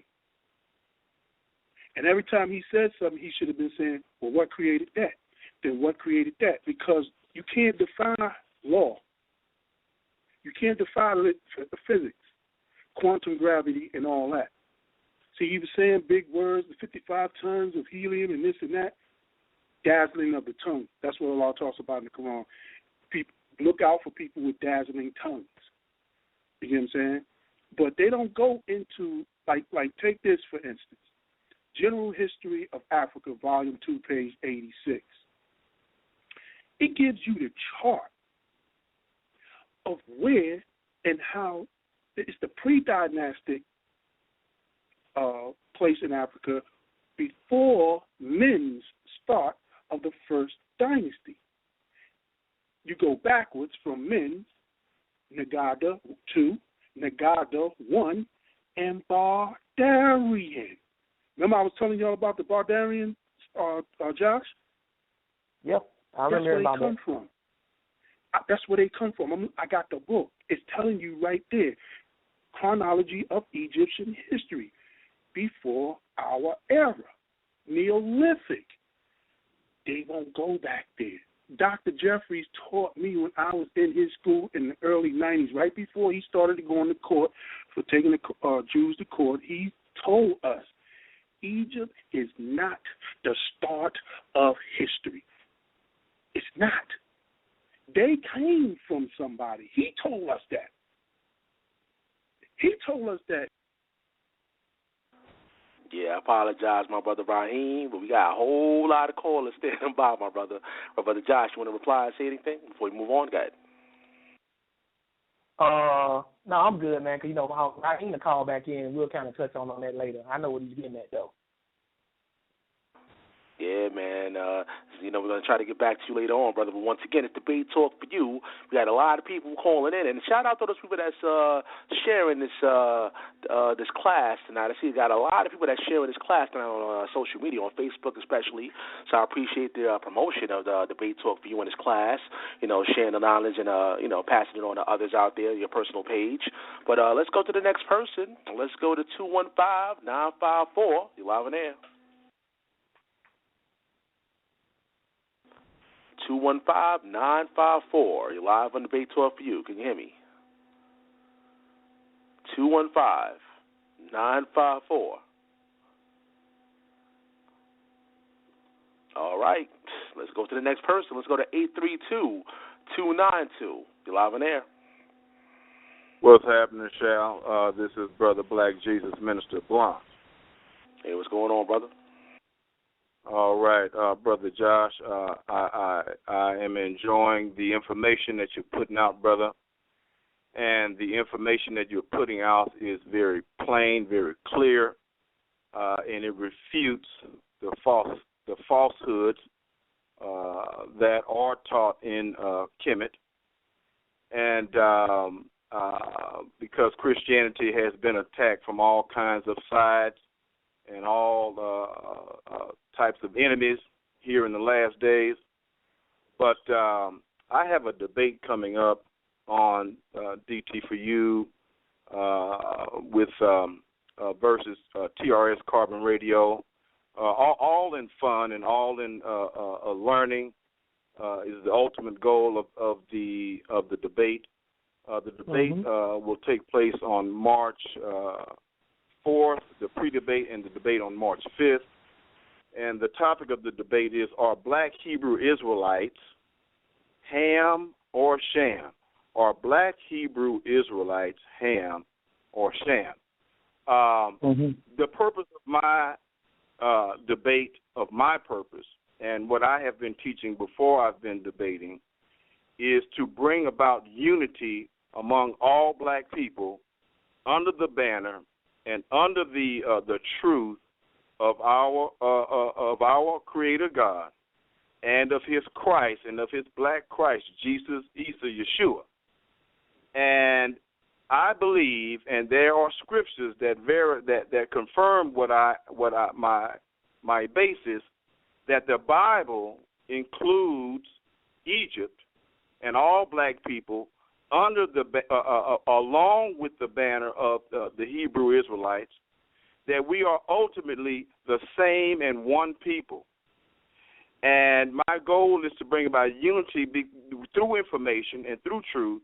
And I believe that I know that there is information that the Kemetic brothers and sisters do not have that keep them from believing the Bible and embracing the Bible, which is African. And there is information that the Hebrew Israelites are missing and not embracing that does not allow them to embrace their black Africanness. We are one people, brother. I think I've spoken to you once before, and I've spoken to many people about Isaiah 19, 24 through 25. But Isaiah 19 in general, I believe, is a pivotal scripture that solidifies this unity that I am teaching and that I've been teaching for some time. And verse 21 in Isaiah 19 says, and the Lord shall be known to Egypt, And the Egyptians shall know the Lord in that day, and shall do sacrifice and oblation. Yea, they shall vow a vow unto the Lord and perform it. Verse 22, and the Lord shall smite. Yo, hold on, black minister. Yo, we got a whole lot of callers out here, my brother. We got a whole lot. Well, Brother Josh, you want to say anything? Because, we got a whole lot of callers out here. Yeah, I'll be brief. Yeah, my only comment is, man, say that for your debate, man. You bringing it to me like me, you got an upcoming debate on this, bro. You know what I'm saying? Save it for you guys. That's all I can say on that. All right, Black Jesus Minister, man. We're going to see you definitely next week, man. Like I said, tune in next week, to hear the information. I appreciate that, brother, for coming on the forum, though. And, he has a lot of knowledge you want to bring out to the masses.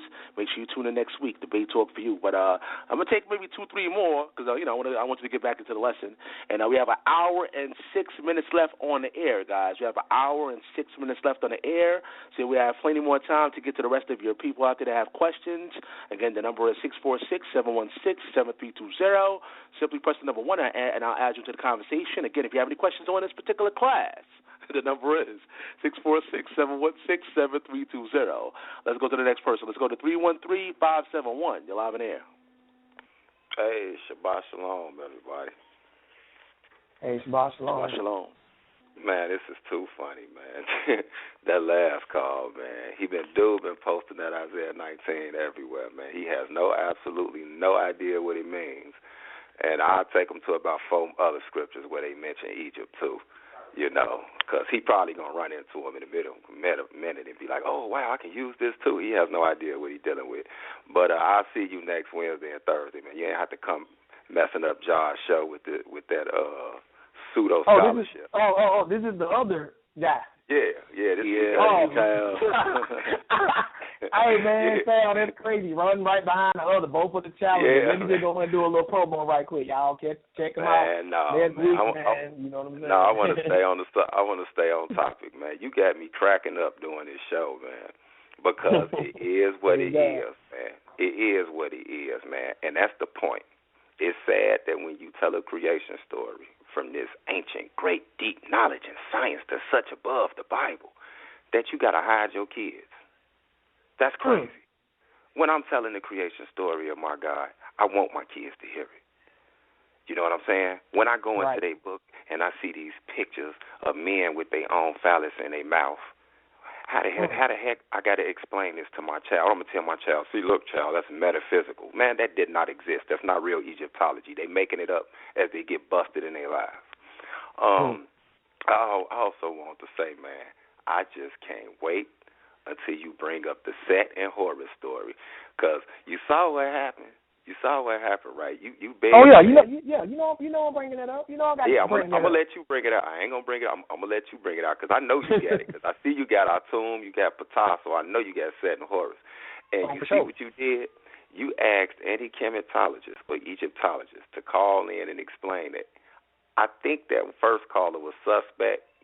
And he knew he couldn't explain it, so he tried to throw you off with some biology class, a bogus biology class. I just like to say to that brother, you said you had proof that a goddess existed first, and then you went on a long rant about biology. I don't even subscribe to Western DNA systems and all that. But since he tried to use that, all you got to do is go look up the male and female chromosomes. The woman has X chromosomes, only X chromosomes. The male has Y. Right, and the male has an X and a Y chromosome. Why does he have a Y? Because the Y chromosome determines the sex of the gender of the child. Exactly. So that tells you right there a man had to come first. So, brother, keep it going. I'm finna sit here and listen to this and just continue to crack up laughing, man. And Raheem, if you still listening, bro, please, if you archive that thing with you and that brother with the weave ponytail on the side of his head, please send it to me so I can laugh some more. Shalom, Josh. Keep kicking it, Joe. Shalom, Sal. Hey, God. Shalom. I appreciate your call. We're going to take two more. And shout out once again, we have a lot more people sharing this class tonight. So I appreciate all the people out there that's listening on social media and you sharing this particular class. I appreciate the promotion. I appreciate you, letting people know that Debate Talk View is live on in the air. Let's go to two more people, and after that we're going to get right back into the class. Let's go to 773-375. You're live in there. Shabbat Shalom, Brother Saul, Brother Josh, Brother Antoine. It's Brother DV. Shalom, Elder. Hey, man, I just had to call because the guy that just got off from calling, he is going to debate somebody. This guy came in. He has had his ears on since you've been doing this lesson because he addressed what you talked and spoke about people that didn't address, because really what you did, Josh, you put a challenge out to people, Egyptologists, to call in and explain some of this stuff that they've been dodging all these years, and you're putting them, you're just putting them out there. You're taking the cover off of them. So this guy that just called, I agree with him. Why do we have to hide our children if you start explaining the Egyptians' brand of creation? Why do we have to hide our kids? So I commend that brother. He was the first caller, in my opinion, that addressed what you taught so far, and that's what it's about. I hope people that call in later on address what you're teaching. You're challenging somebody to refute what you have issued so far and what you're going to issue later on. So I hope people keep that in mind. So I'm enjoying this, man. This is great information, and it is priceless. I know people are going to hear some things that they haven't heard, so keep up the good work, brother. I'm like that, brother. I'm going to lay back. I'm going to sit back and I'm going to chuckle because nobody's going to have answers. They're going to call and talk about everything else except what you've delivered to everybody so far. So I'm going to wait and see if somebody really tries to grab the bull by the horn, so to say, and address some of this stuff you're bringing forth. So keep up the good work. Praise God. Appreciate it. Appreciate the call, brother. And just to let the people know, if you're new listening to Debate Talk for You, we take all comers when it comes to calling in. So feel free to call in. You know the number, 646-716-7320. All I ask is that you keep it clean. No foul language out here. We have people listening with the elderly and their children, so keep it clean. We're going to take one more for now, though. But again, later on, we're going to go back to the people and hear what you guys got to say. And let's go to one more caller right now before we move on. Let's go to 832-427. You're live in the air. Hey, peace to the host, Brother Sal, and peace to the guest, Brother Josh. I was calling in because I heard the brother talking about the goddess and everything, but I got a question. If everybody started worshiping the goddess, is he saying that our situation will be better? Most people evolve from situations like that. Even if you want to see a duality aspect of God, that's different. But if you want everybody just to worship a goddess, where would that get us? That's one of my questions. And then I was sitting on for a while, so I was going to bring up also, the brother said that he wanted to prove that we was the same, which is not true. Most African Americans are E1B1A, and most Africans are E1B1B, which is two totally different bloodlines. And then my last thing, and I get off, and I'm sorry on my subject, but you can look up the Arabic script in its relation to the Nabatean script. People try to take you back to Syriac, but you can find closer relations with the Nabatean. And I just want to say peace. Peace. All right. I appreciate the call.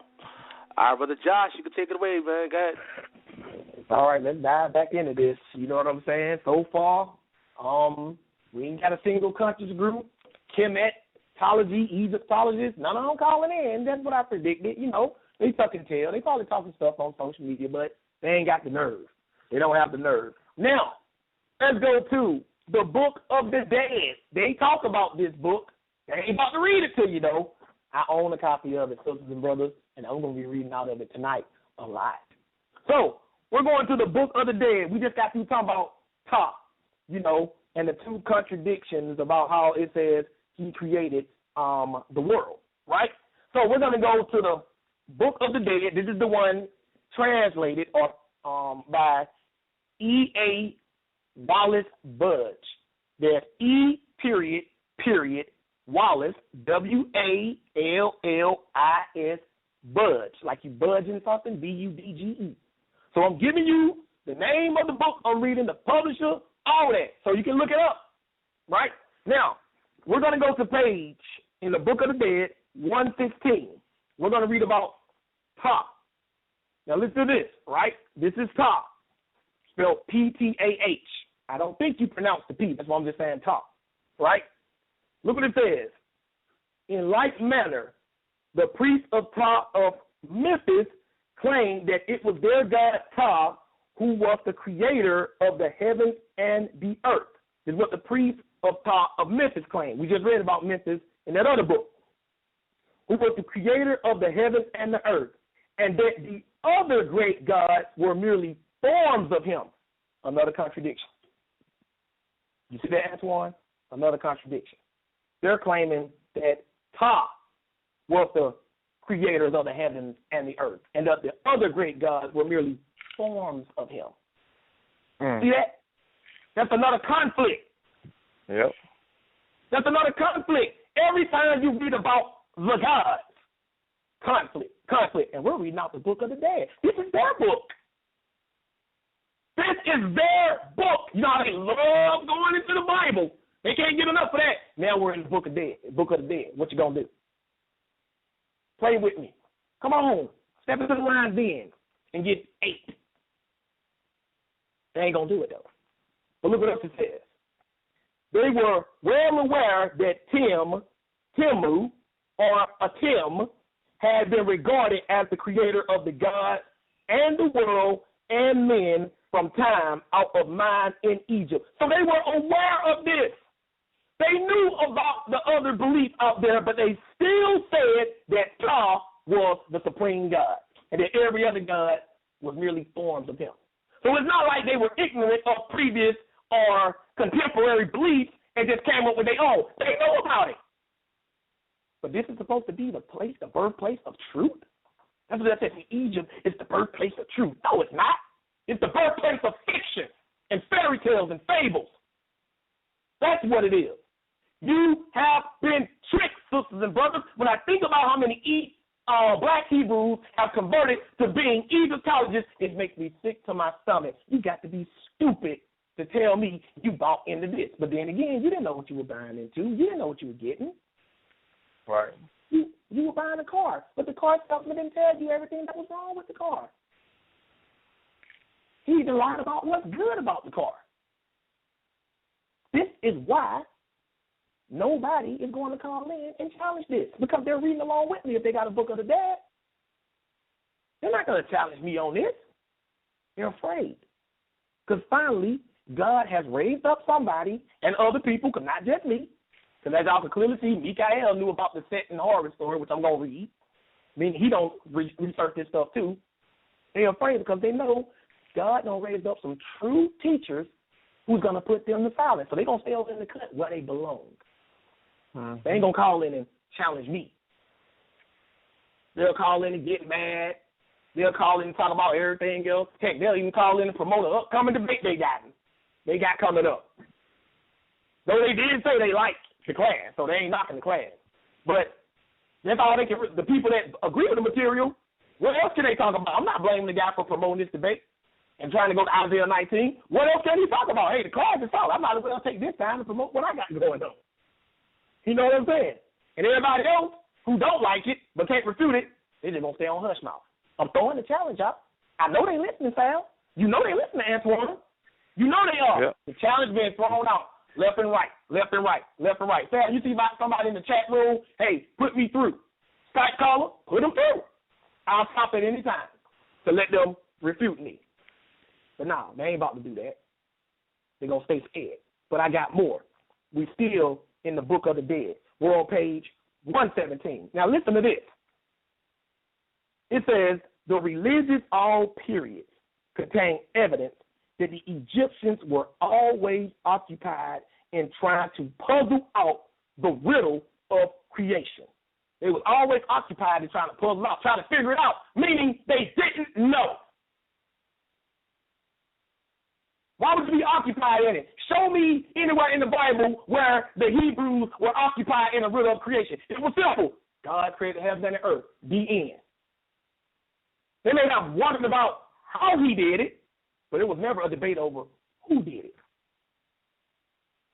or when he did it. In the beginning. That's when he did it, whenever that was. So look what else it says right here. And we are fortunate in possessing a papyrus which contains a more or less connected theory, origin of God and the gods, and of the heavens and of the earth. Remember, in the beginning, God created the heavens and the earth. That's what the Bible says. The ancient Egyptian texts say all kinds of things. We got an excerpt from the pyramid text. Now we got an excerpt from the pyramid text. The one saying that Awesome masturbated the world into existence. Now we're in the book of the dead. These are all dead books. Notice I'm not going to the Bible only to refute them. I'm using their own material. I'm not going to do a class, the Bible says Egypt is evil, the end. That's one book versus their belief. That's a circular argument. Egypt is wrong. Why? Because the Bible says so. How you know Egypt wrong? Because the Bible says so. That's a circular argument. I'm not giving you a circular argument. I'm getting off at the exit, and I'm going to your book. So what does your book say? Remember, this is the origin of all things. This is the foundation. If I destroy their foundation, then their whole community falls apart.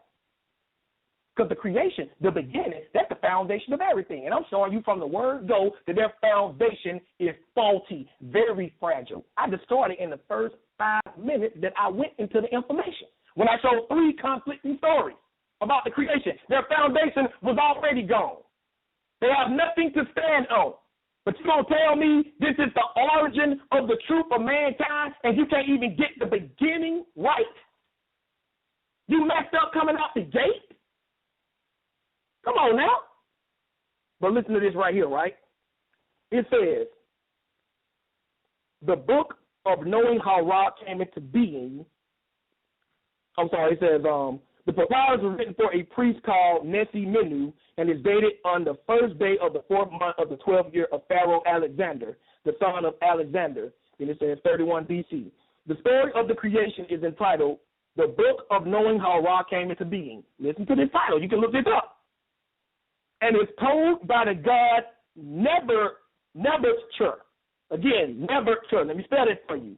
Nebertcher. Again, Nebertcher. Nebertcher. Right? The everlasting God of the universe. Okay, so now this Nebertcher is the everlasting God of the universe. I thought Oxford was. Now we read about this Nebertcher guy. Where did he come from, Antoine? I have no idea, bro. I thought Autumn was. I thought Paul was. I thought Autumn was. That's what I thought. You follow what I'm saying? Look what it says right here. Where and how this God existed is not said. It says where and how this God existed is not said. What else it says, right? But it is clear that he was supposed to have created himself and to be self-existent. That's what we read about Autumn. So which one of these guys were first? Who was self-existent? Which one of them is it, right? The desire to create the heavens and the earth arose in his heart or mind, and he assumed the form of the god Khepera. Again, that's Khepera. And it's Khepera. Again, it's Khepera. Who from first to last was regarded as a form of Nu, or the creator par excellence. Now listen to this. Khepera came into being by pronouncing his own name, and when he wanted a place whereon to stand, he first conceived the similitude of that standing place in his mind, and when he had given it a name and uttered that name, the standing place at once came into being. That contradicts everything we just read up to this point. Mm-hmm. So we got Khepera, or Khepera, however you pronounce it. We got how do you pronounce this other guy name? Let me go back to him. Nebertcher. We got Autumn. We got Ta. And they all say to be self-existent and how the world came into being. This is a creation conflict. This is supposed to explain everything. This is the origin. If I take your foundation out, how you going to try to tell me this is what I'm supposed to be doing? And bro, another thing. Go ahead. I say another thing too. Like, not only is there conflicts within these different gods, but there are conflicts within the conflict of the gods. You know what I'm saying? It's like the gods are conflicting about who started what. But even within the story of how that one particular god may have done it, there are conflicting stories about how they did it. You know what I'm saying? Like, it's crazy. It's crazy. You got conflict among which god did it, and then you got conflicts about how one particular god did it. So even if you remove every other god from the equation and just focus on one, you're still getting 2 or 3 stories about how he did it. Confusion.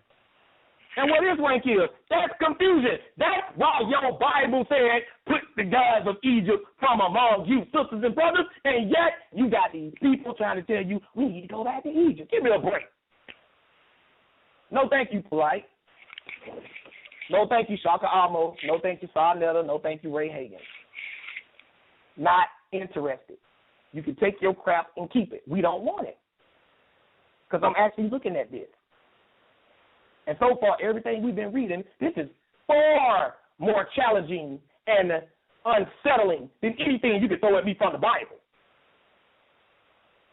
Far unsettling. You mean to tell me that you want me to depart from my faith because you go to Chronicles and you go to Kings and you show a conflict in how many horses Solomon had in his stable?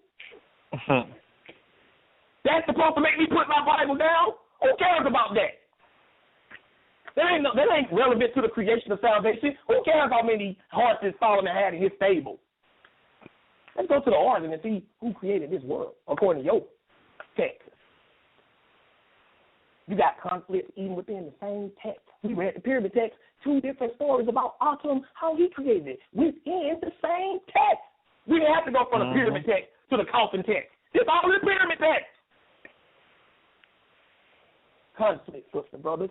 Conflict upon more conflict. But let's continue.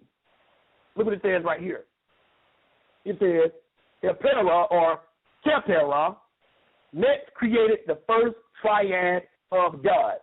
He had union with his shadow, and so begot offspring. So let me get something straight, Antoine. This dude had sex with his own shadow.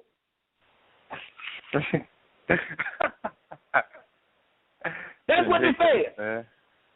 Utter nonsense. This is the truth. This dude slept with his own shadow. Are you kidding me? You will never hear them tell you this stuff. Never. I researched this stuff. I'm still waiting for some conscious group representative to call in and prove me wrong. Still waiting. They ain't gonna do it. They ain't gonna do it. Ain't gonna happen. They already shamed. Yeah, brother. And they should be. Yeah, brother Josh. Quick question. Someone's asking. Let me see. I guess it says. Ask Josh. Do his book had Roman numerals? Does my book have Roman numerals? Yeah, that's the question. The particular Egyptology book I'm reading. Right. The book of it has Roman numerals in the content. But in the actual book I'm reading, no, it has actually actual English numericals, like the actual characters you represent. But the one, just in case, just to clear that back up, E.A. Wallace Budge. And this is an orange book, but I think I'm missing the cover to it. You know how these old books have like a little cover on it and it comes off and you never find it again? Underneath is orange, right? But let me read this again. Tepera next created the triad of gods. He had union with his shadow, and so begot offspring, who proceeded from his body under the forms of Shua, air, and dryness, and Teplet, water, and moisture. Wait a minute. I had to use my Christian pastor voice right there, y'all. We just read right here where it said he had union with his shadow, and so begot offspring, who proceeded from his body under the forms of Shu, i.e. air, and dryness, and Teplet, water, and moisture. Wait a minute. It says here, Tepera gave birth to Shua and Teplet by having sex with his own shadow. But if you go back to the pyramid text, it says about Atum, He took his penis in his hand and ejaculated through it to produce the twins, Shua, Er, and Tough Nut Monster. So which one of these gods produced Shua and Tough Nut? And they are not the same God, because one says he masturbated and the other one said he had sex with his own shadow. Conflict in the ancient creation stories of Egypt. Bring it on, Conscious Group. I'm waiting. I'm sitting here. Give me your best shot. Call in all cards. All of y'all, come out, please. Don't wait till the show over with. Call in now.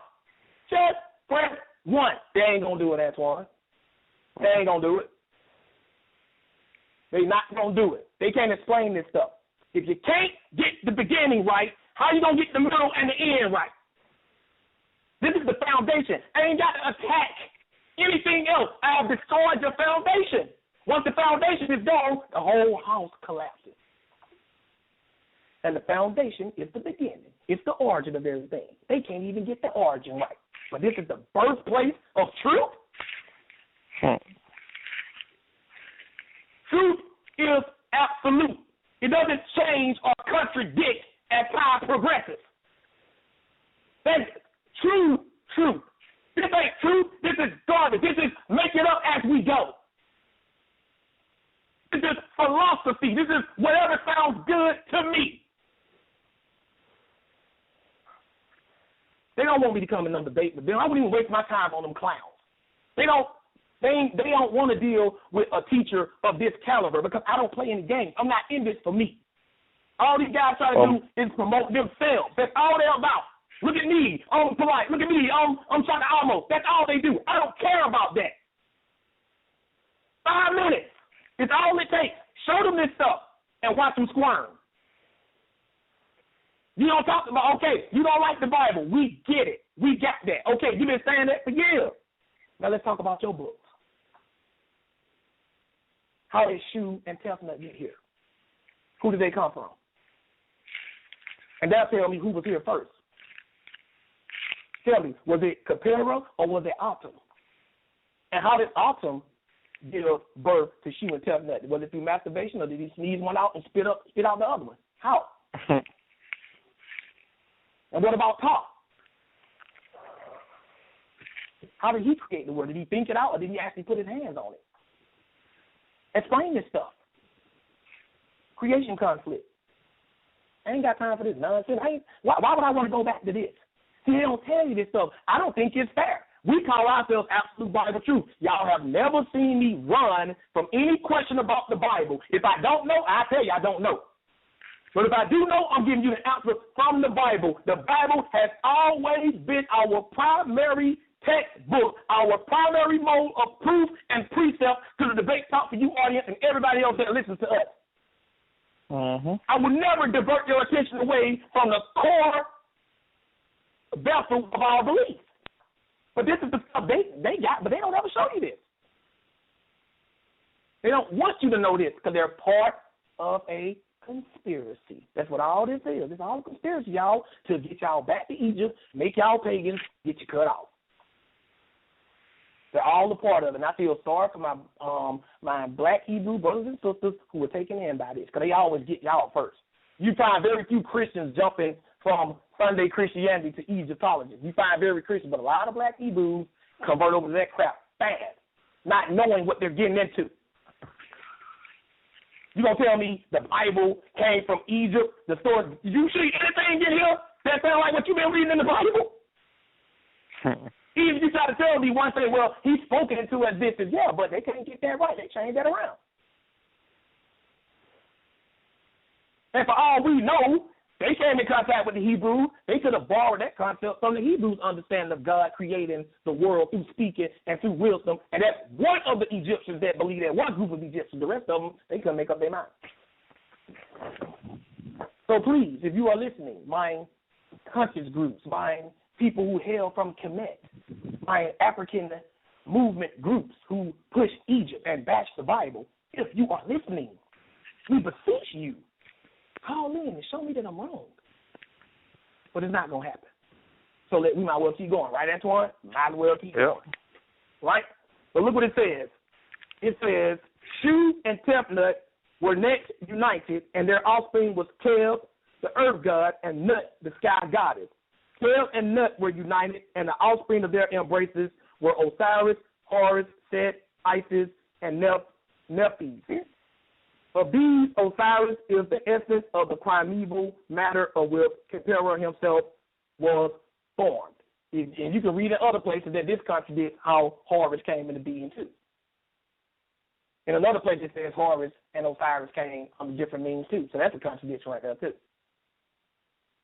So it's conflict in the creation. This is the origin. This is the foundation. Why don't they deal with this? And don't try to say we don't ascribe to the ancient Egyptian text. Then why have you got us? Why you got a Horus lock? But you don't ascribe to Horus, but you got a hairdo that ain't after him. Come on, y'all. Time to be serious, man. Let's stop playing these games. We dead serious. If you ain't figured it out yet, we dead serious. Serious as a heart attack. We dead. I ain't playing. I've never been playing with y'all. They playing with y'all. Playing with your salvation. But let me show you something else. Still in the book of the dead. No, we all up in their book. Pyramid text, history, book of the dead. Let's see what else it says. We're on page 119. Let's get us yet another creation conflict. With the same God, by the way. It said the next paragraph deals with the creation of man, who sprang not from the earth, but directly from the body of the god Khepera, or Nebuchadnezzar. He joined his members together and then wept tears upon them. He joined his members together and then wept tears upon them. So he's crying on his members. Y'all understand that? And men and women came into being from the tears which fell from his eyes. Hold up. So now he wept people into existence by joining his members together? You see all these different conflicting stories? What in the world, sisters and brothers? Are you kidding me? How can anybody go from the Bible to this? I would believe going from the Bible to atheism before I believe going to the Bible to this. Right. This is just stupid. You follow what I'm saying? This is just plain stupid right here. This is some fairy tale stuff. This is Jack and the Beanstalk stuff right here, y'all. Come on. He wept the people into existence. And somebody tell me, what made him cry? Why was he sad? So we a product of a weeping God? We a product of depression? Because the only time somebody gonna weep is if they're sad. It didn't say he wept with joy. What is this? He joined his member together? You know what I'm saying? I don't get this, but let's keep it going. Still in the book of the dead. I know it's getting stupid right by this point, Antoine. I know you're just shaking your head. And I know a lot of people in the Debate Talk You audience are shaking their heads. But this is what they're trying to get you to believe. This is what they're telling you is the truth. This is what they're telling you is the birthplace of truth. This is what they're telling you. They walk around with these umps and these fezzes on and these black suits, trying to talk all intelligent, trying to make it seem like the Egyptians were scientific when it came to the belief of this universe and the creation of the world. They weren't scientific. They were making up stories, fairy tales. Come on, y'all. Do I really need to show y'all anything else? I really don't, but I'm going to do it anyway because I'm having fun. Y'all need to hear this because you will not hear this anywhere else. They ain't going to tell you this. Even our black Hebrew Israelite brothers and sisters who take it upon themselves to challenge the Egyptologists keep taking you around in circles. Will somebody please strike the final blow to these Egyptologists and let's move on with our freaking lives? I'm tired of turning on YouTube and hear upcoming debate. Somebody from such and such a Hebrew camp versus the Turkish group on this, that, and that. Man, this thing would have been ended a long time ago if you would have sent somebody from ABT up in there. No need for a rematch. Don't even want to sell the CDs of that debate.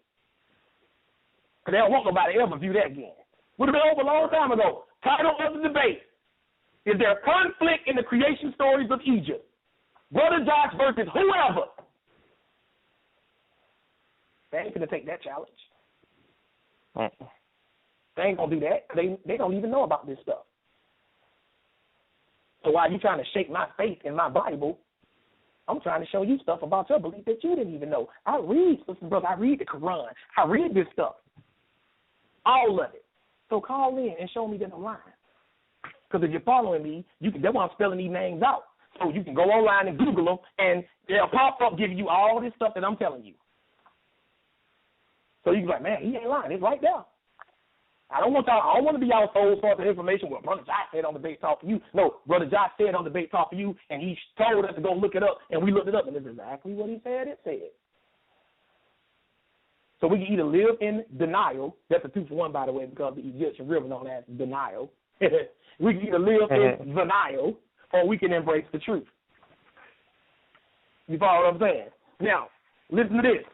Still in the Book of the Dead, page 119, it says, Dr. Brusk formulated the following account of the origin of God.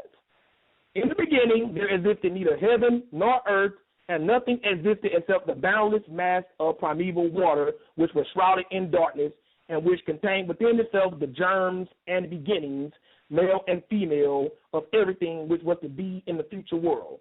The divine primeval spirit, which formed an essential part of the primeval matter, felt within itself the desire to begin the work of creation, and its word woke to life the world, the form and the shape which it had already depicted within itself. The first act of creation began with the formation of an egg out of the primeval water. Are you kidding me, Antoine? The formation of an egg? This is crazy, man. This sounds like something off of the Sci-Fi Channel. An egg? So we all came from an egg now. Wow. That shows you these ancient Egyptians, they didn't really have power or knowledge of the divine. What they did is they took a look at how life sprang forth naturally. And they assumed that's how the gods did it. They saw an egg on the earth, and they said, hey, life springs from eggs. So we're going to say that's how the world was created. That's all they did. There ain't nothing divine about this. Because it was not given to the Egyptians to understand the divine and the mysteries of God. It was given to Israel. And it's still given to Israel. But look what it says right here. It says the first act of creation began with the formation of an egg out of the primeval waters, from which emerged Ra. Already a contradiction, because we just read that Atum did the first act of creation, and we read Capella. I'm getting lost, Antoine, tell the truth. Yeah. You know, so now we got an egg that some spirit in some water made. And then Ra hatched from the egg, the immediate cause of all life upon the earth. The almighty power of the divine spirit embodied itself in the most brilliant form in the rising sun. When the inert mass of primeval matter felt the desire of the primeval spirit to begin the work of creation, it began to move, and the creatures were to constitute the future world, were formed according to the divine intelligence of Ma'at. So now we got another God. Now we have yet another God, being involved in another story of the creation. Are you confused yet, sisters and brothers? I know I am, because I don't have a clue who they really believe created this bad boy. I am confused, and that's exactly what these conscious groups are here to do. They're here to confuse you. We're trying to unite black people. I'm not trying to unite black people. I'm trying to unite believers. Right. Black, white, purple, gray. I don't care about all that crap. I'm trying to unite believers. I'm not leaving nobody out. I don't want just Israel and Egyptians. I want Israel, Hamites, Jews, Gentiles, Irish, everybody. Whosoever is willing, let him come. That's who ABT wants. If you're willing to repent and confess your sins and believe in the Messiah Jesus Christ and try to keep the commandments and Torah law as outlined in the scriptures, you are welcome in ABT. I don't care what your race or ethnicity is. I don't care. Ethnicity is. I don't care. Whosoever is willing, let them come. Every time I turn around, we trying to unite black people. For what? And then what? Once we then what? Well, we'll just be united. No. Jesus ain't never told us to go unite black people. What is that in the Bible? Nope. He said go preach the gospel to every creature. Mm-hmm. You know what every creature means? Every human being. Preach it to them. He didn't put a limitation preaching on that. Preach the gospel. That's Matthew 28. Go preach the gospel to every creature. Whosoever believeth and is baptized shall be saved. It didn't say whosoever believeth and is baptized and is black shall be saved. Where that at? Don't talk to me about uniting on black people. Nothing upsets me more when somebody throw that crap in my face. All right. I don't want to unite a race. I want to unite believers. And that's how we're supposed to be. Let's keep it moving, because I got more for y'all. We going back to the mythology. This is, again, mythology, the illustrated anthology of world myth and storytelling. We're going to page 15. Y'all need to hear this stuff. We're going to read about some more God, some more creation. It's stupid, y'all. It really is. This is titled The Oovoo and Amun. This is page 15. Let me spell this out for you. The Oovoo. Google it. O-G-D-O-A-D. That's Oovoo. Again, O-G-D-O-A-D. And Amun, or Amun, A-M-U-N. Again, A-M-U-N. Some places A-M-E-N. And some places A-M-O-N. But in this book, it's A-M-U-N. Listen to this. In Hermopolis, further to the south, in the center of Egypt, local myth dealt as much with what had occurred before the mound was formed as with what happened after. Remember, we read about that mound, remember? The Hermopolitan Oovoo, or group of 8, that's what that means, group of 8, consisted of 4 pairs of male and female deities who inhabited the primeval waters before the world existed. Wait a minute, didn't we just read about somebody else inhabiting the primeval waters before the world existed? We just have to read about that. What was it, with the egg and all that stuff? You know what I'm saying? And how Raw came into being? Remember that? Yeah. Now we got the Oovoo. Told you, conflict in creation. This is the origin. This is y'all foundation conscious groups. You know the foundation that you never tell nobody about? No foundation, nothing to stand on. I just eliminated your foundation time and time again. And you still want to fight? Your house been collapsed on itself. It's in the ground. You in a pit right now. You sinking. There's no need to even continue this class. But I want y'all to get all the information you can have against these fools because they've been bashing our Bible for years and not telling you what they believe.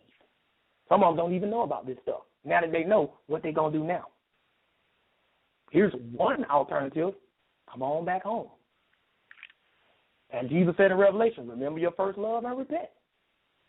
For a lot of y'all, your first love was the Bible. A lot of y'all were Christians and Hebrews before you came to that Egyptology mess. God will let you back. No shame. Repent, come back. That's all you got to do. I'm not just issuing a challenge. I'm issuing an opportunity for you to return to your God and put away the God for leisure from among you. Come up out of that nonsense. I already told you it's false. It ain't a matter of opinion no more. This is fact. Y'all see this. Come on back home. That's all you got to do. Who's so willing, let them come. But look what it says right here. The Hermopolitan Oovoo, group of 8, consisted of 4 pairs of male and female deities who inhabited the primeval waters before the world existed. Listen to this. Initially, the Oovoo was divided into 2 groups, male and female, but at a certain point in their existence, the 2 sexes were driven together. So the 2 sexes were driven together. They were that sex stuff, driven together. You know what I'm saying? Listen to this. The violent meeting between the 2 groups, so it was violent. So we talking about some old violent sex. You follow what I'm saying? Violent meeting. The violent meeting between the 2 groups produced a tremendous upheaval, which in turn engendered the primordial mound. The mound itself contained a cosmic egg, which hatched to reveal the young sun God. Wait a minute, I thought the egg came from another way. Then we read it somewhere else how the egg came another way. Now it's saying it came from the Oovoo. Yeah, I thought it came out of the river. Yeah. Yeah. Yeah, but it said that this spirit right here, it said the almighty power of the divine spirit embodied. This in the Book of the Dead, page 119. It said, I'm going to read from right here. The first act of creation began with the formation of an egg out of the primeval water from which emerged Ra, the immediate cause of all life upon the earth. So he's the immediate cause of all life upon the earth. More creation conflict. The almighty power of the divine spirit, the almighty power of the divine spirit, not the group of 8, one individual, embodied itself in the most brilliant form in the rising sun. When the inert mass of primeval matter felt the desire of the primeval spirit to begin the work of creation. So it says the first act of creation began with the formation of an egg. That's what it says about this spirit. Look what it says right here. The violent meeting between the two groups produced a tremendous upheaval, which in turn engendered the primordial mound. The mound itself contained a cosmic egg. So it's saying the cosmic egg came from a mound, while another one said it came from the water caused by the spirit. Wow. So which one is it? And who caused it? Was it this spirit? Or was it this two groups meeting together? Which one did it? Conflict, y'all. Come on. Do I really need to show y'all any more? Do y'all really think any conscious group adherent in his or her right mind is going to try to call in and challenge that? I love to see him try. I love to see him do it. And I'm still not done. Look at this right here. Excuse me. The Oovoo has thus become the fathers and mothers who came into being at the start, who gave birth to the Son, who created Atum. So it said the Oovoo became the fathers and mothers. What about this primeval spirit we were just reading about in the book of the dead? Who caused this stuff? Who did it? Conflict in the creation story in ancient Egypt. I'm proving it to y'all. And you want me to join a conscious group? See, they ain't going to do this. You ain't going to ever see Polite or Shaka almost approach somebody on the corner and challenge the Hebrew Israelites, showing them this stuff. Hebrew Israelites don't even know about it. They know about it now, though. So now what you going to do? Well, we're going to keep this moving because I want to get to enough time for people to call in. We still are moving on. We're still in mythology, right?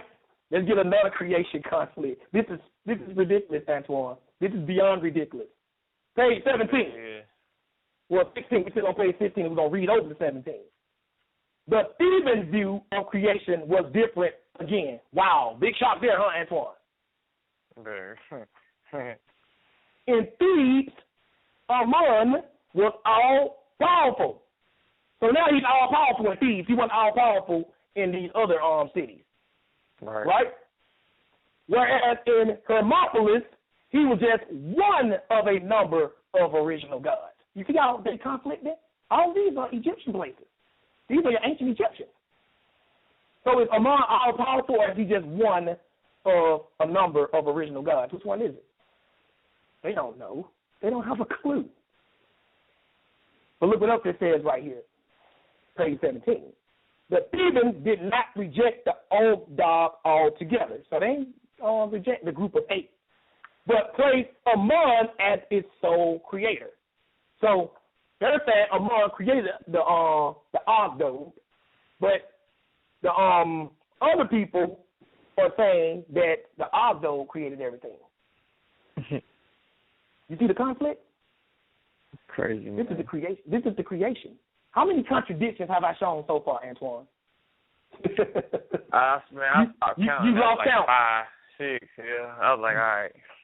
Now it's 5 and 6 within the gods themselves, but overall, when you look at the contradictions within each individual god, we well up to 15, 16, bro. Yeah, like 15. Yeah, because you counting the contradictions among each individual god. But you got to understand that there are conflicting stories concerning each individual god themselves. That's 15 or 16 overall contradictions.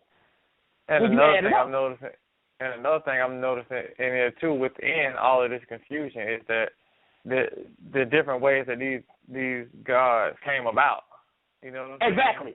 like not only with the creation, but just how these guys came about, which, of course, I know you can do as another lesson, but just about how these guys originated, where they came from, and all this other stuff. So if you count that, we're well into the high 20s, early 30s. Oh, yeah. All in the creation story. Because it's all related to the creation. Because you can't have the creation without the origin of your God. Right. So if you want to get technical, 29, 30, 31 contradictions. All concerning the origin of mankind and the universe. This is the foundation of Egypt, sisters and brothers. Deal with it. So if your foundation is messed up, how are you going to try to tell me this is the birthplace of the truth? It sounds more like the birthplace of fiction and confusion. That's what it sounds like to me. I'll take the Bible over this garbage any day. But let's keep it going. It says, I'm reading this again, the Thebans did not reject the Oovoo altogether, but placed Amon as its sole creator. He was the first one who gave birth to the first ones. Contradiction against the Oovoo. One version, here goes another contradiction within this.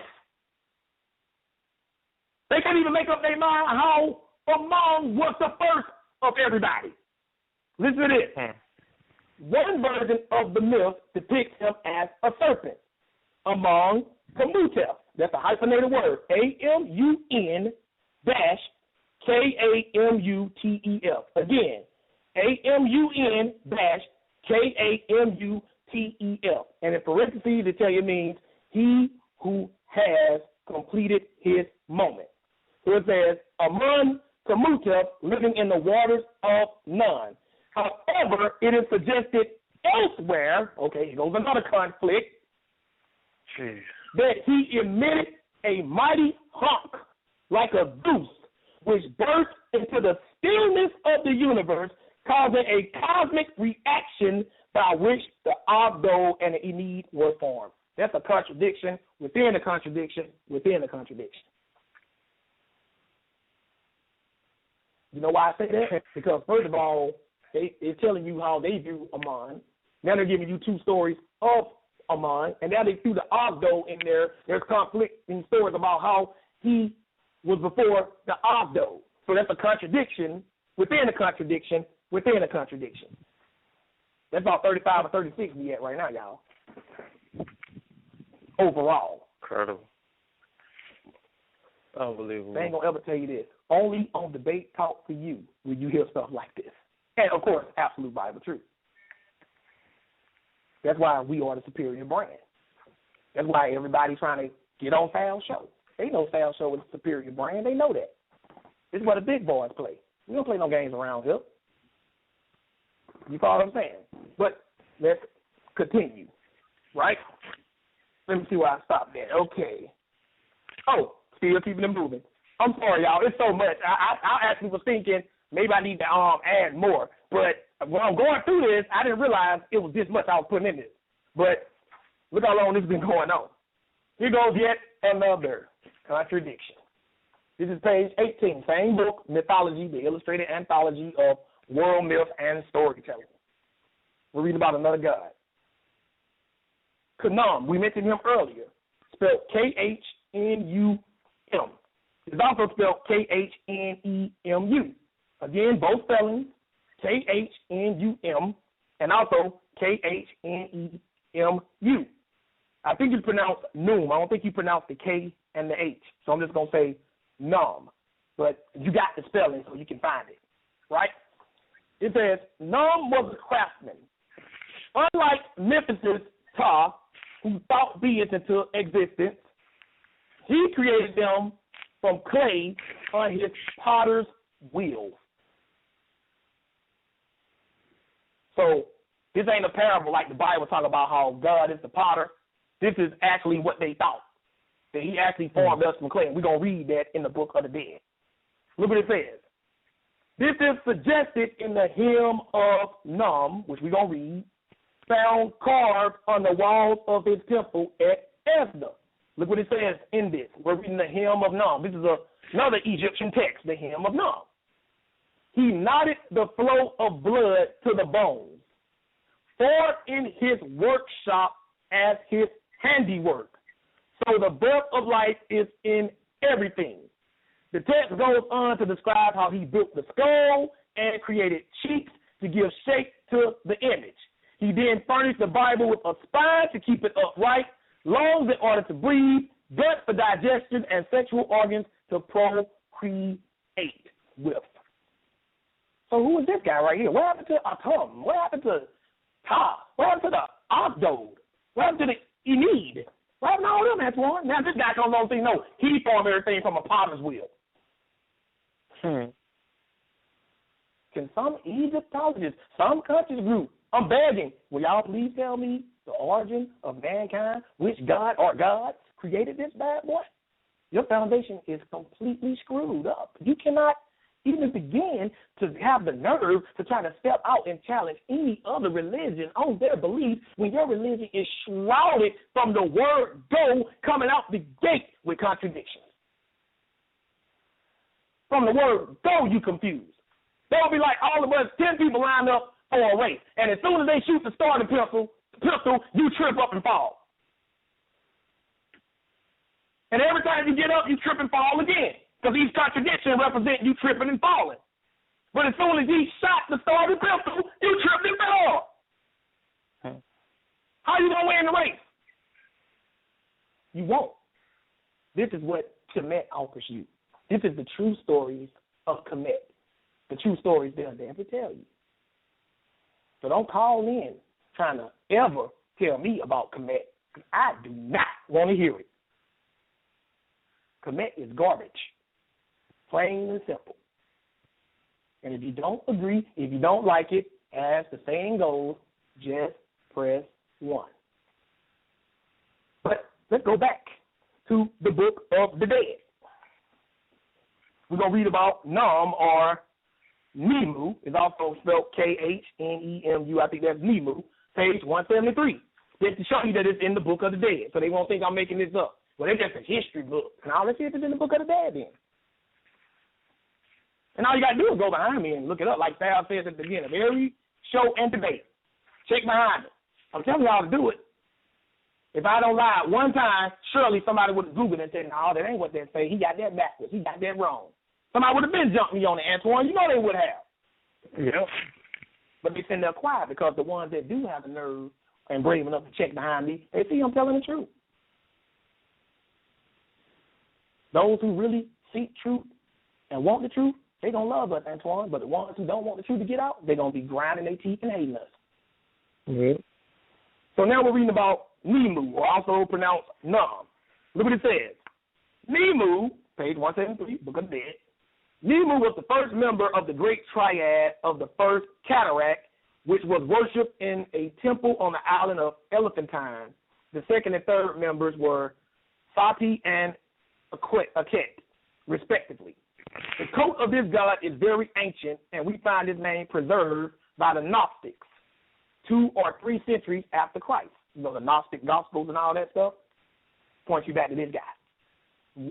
One of the guys they point you back to. The animal in which Nemu became incarnate was the ram, with flat horns projecting at right angles to his head. Now listen to this. He possessed many attributes, and from the earliest times, whether as a water god or a sun god. Wait a minute, I thought Ra was the sun god. So how he the sun god now, Antoine? I have no idea, bro. And I thought Tefnut was the water and the moisture god. How he become the water god? How he do it? See the contradiction? They can't even make up their mind what god is in charge of what element. So that's more contradictions. So we don't just got conflict in the creation stories, or conflict in which God did it, or which God did it, or conflict in the origin of how these gods came to be. We even got conflict in what God controlled what element. We in our 40s now, y'all. We in the 40s now. Because I can take you back and go through the beginning of this lesson and rearrange it and show you how, over time, different gods became in charge of different things. We'll be here all night, but we don't got all night. I'm just going to show y'all what y'all need to see. And when you go online and look these names up, it's going to tell you how in certain places use the God of this, and in certain places use the God of that. You can do that on your own. Still want to go back to killing? Not me. Y'all can have this madness. Maybe that's why they always trying to bring conflict to us, the Hebrew Israelites, because they already shrouded in conflict. And strife is like a fire. It wants to spread. They already strifing with each other in ancient Egypt. Always have been. So now they want to reach out and drag us into that mess. And y'all foolish and racist black Hebrews just keep walking into it like dumb lambs led to the slaughter. Go ahead and just end this madness once and for all. Shut them down and let's move on. That's the ABT motto. We are the controversy killers. But let's keep reading. It says, he said water god or sun god. He was regarded as one of the creators of the universe. So now he's one of the creators of the universe. We read it in the other book. His name, Nimu, seems to be connected with the words which means to build, to fashion, to put together. And he united the sun and moon at various seasons of the year and built up the gods and men and the year. More conflict. Because you can read about other gods having power over these moons and the sun and all that stuff. Look, he made the cosmic egg, which contained the sun, and he fashioned man on the potter's wheel. Wait a minute, that's the third time we don't read about this cosmic egg, and the third time it don't been came into existence a different way. Right, Antoine? Yep. And it's a freaking egg. That sound like right knowledge to you? Are y'all telling y'all people this? Are y'all telling people that we come from an egg? No. Those conscious groups ain't telling people that. And even if you did, how did this egg come to be? Because I don't gave you 3 stories talking about this egg. How did it come to be? Please tell me. Enlighten me. You don't have an answer. Move on. Now, Antoine, we're going to wind this thing down because they get it. Let's go to Joshua 24. They get it. Joshua 24. Verse 2. Maybe now, I've read this scripture in the first 2 volumes of the Bible versus Egyptology. Maybe now, after hearing all of this, maybe now this particular verse that I'm about to have Brother Antoine read will resonate in your spirit. If it didn't mean anything to you before, maybe it'll mean something to you now. Joshua. Joshua chapter 24 and verse 2, then we're going to skip. Joshua 24 and verse 2. When you get there, Antoine, read. Joshua, I'm trying to get to Joshua.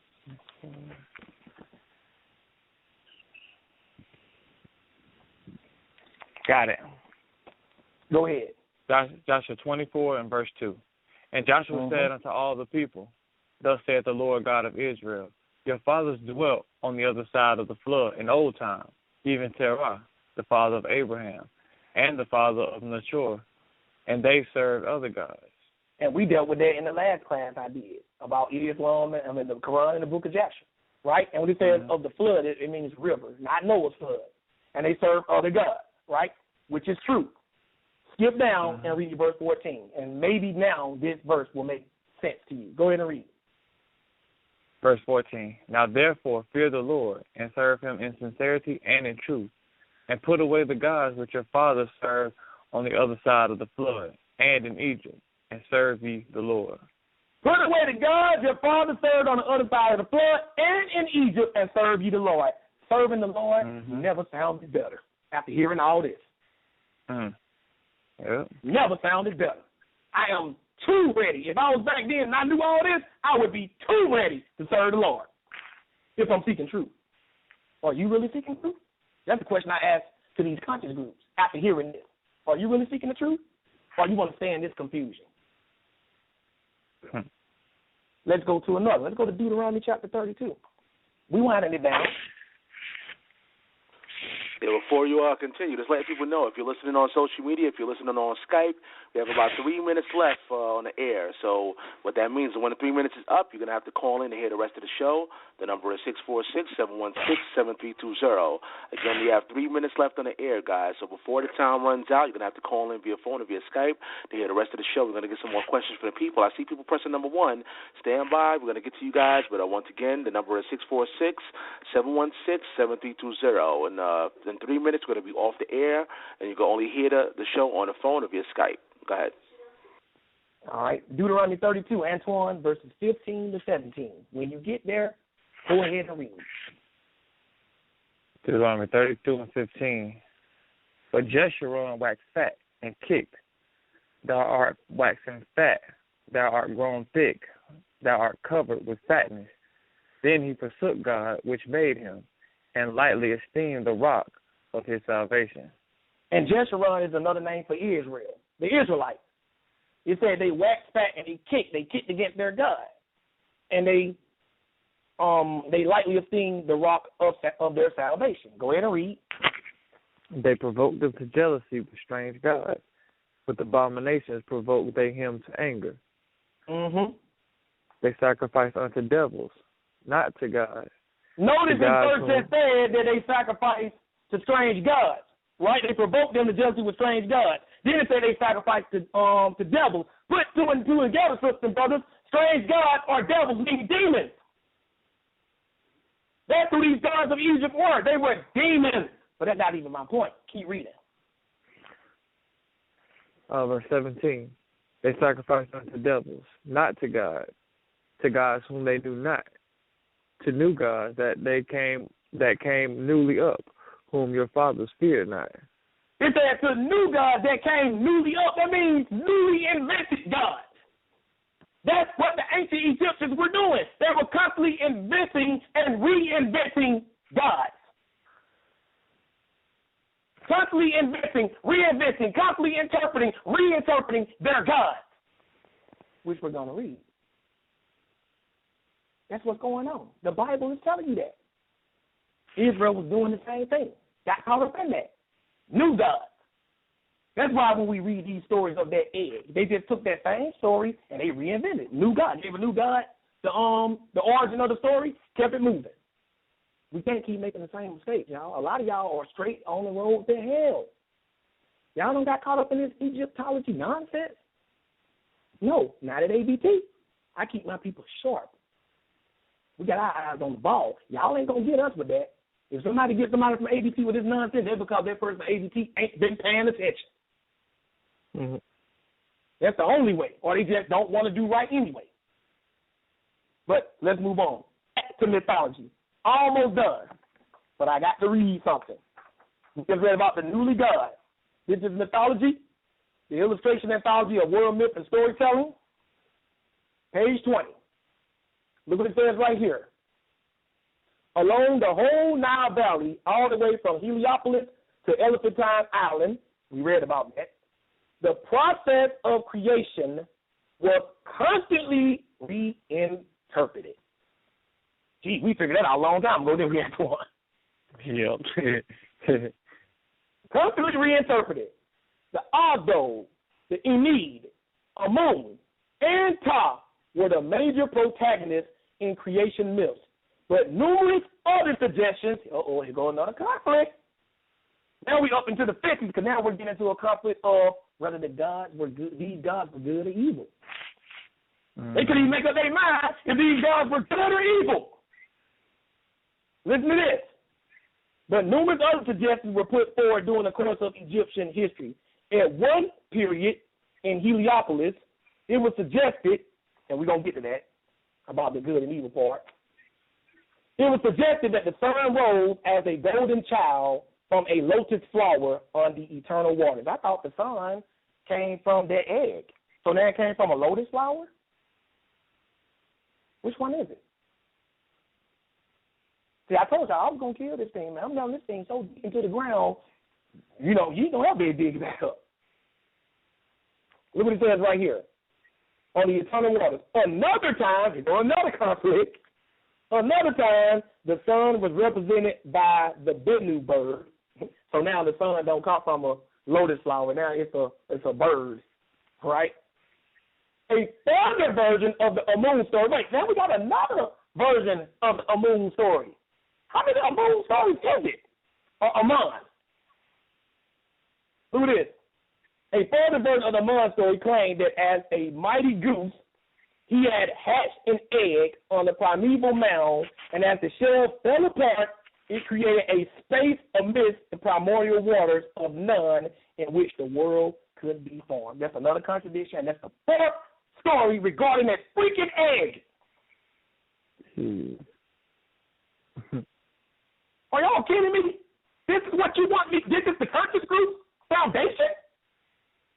This is what I need to put my Bible down and start doing? Y'all crazy. Y'all don't lost y'all mind. But we're still going. This right here, we're on page 21.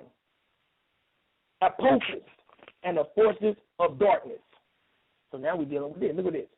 Egyptian creative myths were not exclusively concerned with life and procreation, but also acknowledged the forces of darkness. Listen to this. The story of Apophis' birth was told in the 2nd century BC on the walls of the Esna Temple. Esna Temple, E-S-N-A. Again, Esna, E-S-N-A. Apophis, A-P-O-P-H-I-S. Again, A-P-O-P-H-I-S. Look it up. Google it. The story of Apophis' birth was told in the 2nd century BC on the walls of the Esna Temple. It describes Neith, N-E-I-T-H, Neith, N-E-I-T-H, an archer goddess of the Delta, producing Apophis by spitting into the primeval waters. His name meant he who was spat out. In a variant story, okay, here goes another conflict of the creation with these gods we just read about. In a variant story of the tears of Atum-Ra, Neith was the first being to appear on the primordial mound, and it was she who gave birth to the sun, which is another conflict because we just read that the sun came from an egg, and then we just read earlier up here that the sun came from a lotus flower. And then we read that the sun was represented as a bird. Which one is it, y'all? You really think, Antoine, at this point, somebody from a conscious group going to even attempt to call in and defend this madness? Nope. If they've been listening the whole time? It's bad business for them, man. Bad business. I told you I was going to get them, though. I've been telling y'all for almost a year that I'm going to get these Egyptologists. I've been promising y'all that. I told y'all I was going to get them. But it still ain't it. Listen to this. This is the summary of it, of the creations. It says, regardless of whether the universe was seen as springing from Atum's masturbation, Ta's utterance, the cataclysmic union of the Abdode, or Amun's goose cry, all the stories make it clear that the Egyptians did not perceive creation as an isolated event. It was an ongoing process that was evident in the arrival of every new day and every new season. Plainly put, what it's saying is it changed constantly. Their perception of creation changed constantly with the seasons. That's all they're saying, sisters and brothers. That is the foundation of the Egyptian, of Egyptology. But I got to put this in because I promised somebody I was going to read this. About Set, I'm saving this for last. We're going to take the same book, page 54 and 55, about Set and Horus. Any little children, sisters and brothers, you got any little children listening, I'm issuing a warning, just letting y'all know now. I'm not going to say anything perverted, I'm just reading the material. So that's a disclaimer right there. Look what it says right here. This is what happened between Seth and Horus. Listen to this. Page 54 to 55. Making a show of accepting the edict, Seth attempted to befriend Horus and invited him to his home. So Seth invited Horus to his home, right? But Seth is a homo. I'm just letting y'all know that now. And not just a homo, but a homo that tries to rape people. It says, in due course, night fell. A bad was prepared, and the two gods settled down together. So they're sleeping in the same bed, right?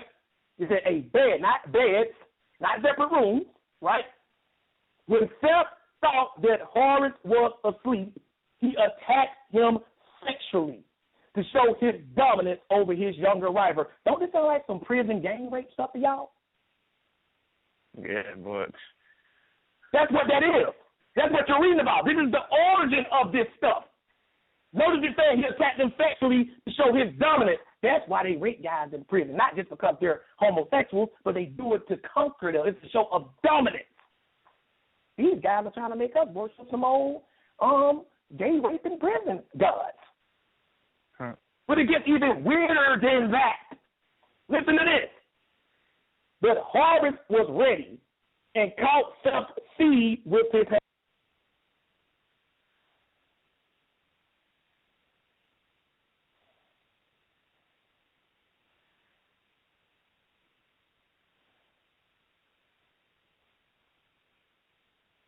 All right, actually, Brother Antoine, you're going to have to call Brother Josh. This call just dropped. Man. So, we got to get him back on the line. Once again, the number is 646-716-7320. Brother Antoine, you hear me? We're here. We're both here. Yeah, he got me on the line so, because, my call dropped and okay. I wasn't going to be able to call in, so he got me on three-way. All right, so, we still good? Got you. Okay. Now, look what it says right here. It says, but Horus was ready and caught Seth's seed with his hand. So, Seth ejaculated onto Horus's hand. Y'all, I ain't going to break that down. Y'all adults, y'all know what that means, right? At once he ran to Isis, his mother, crying, look what Seth has done to me. Isis, who understood the dangers from Seth's semen, at once cut off her son's hand and threw it into the Nile. Of course, she quickly replaced it with another. She was the goddess, she could do that. Then she prepared a counterattack. Now, look how nasty this is. She took some of Horus's own semen. Now she got Horus's semen. So this is her son. So do I have to tell you how she extracted semen from her own son? No, I don't. This is their God. This is what the conscious groups are trying to tell us we need to do, right? It says she took some of Horus's own semen and took it to Seth's garden, where she sprinkled it over the lettuces, the god's favorite vegetable. So she's taking semen and sprinkling it over his vegetables, his lettuce. In other words, she wants him to eat it. Yeah, this is in here. I'm not making this up. Look what it says. Sure enough, the next morning, Seth came to his garden to pick and eat the lettuces.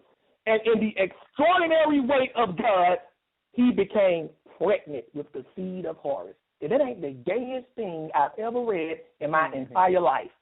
This dude got pregnant. Seth got pregnant through ingesting Horus's semen. That's what this is saying. And you want me to put down my Bible and make this my religion, my way of life?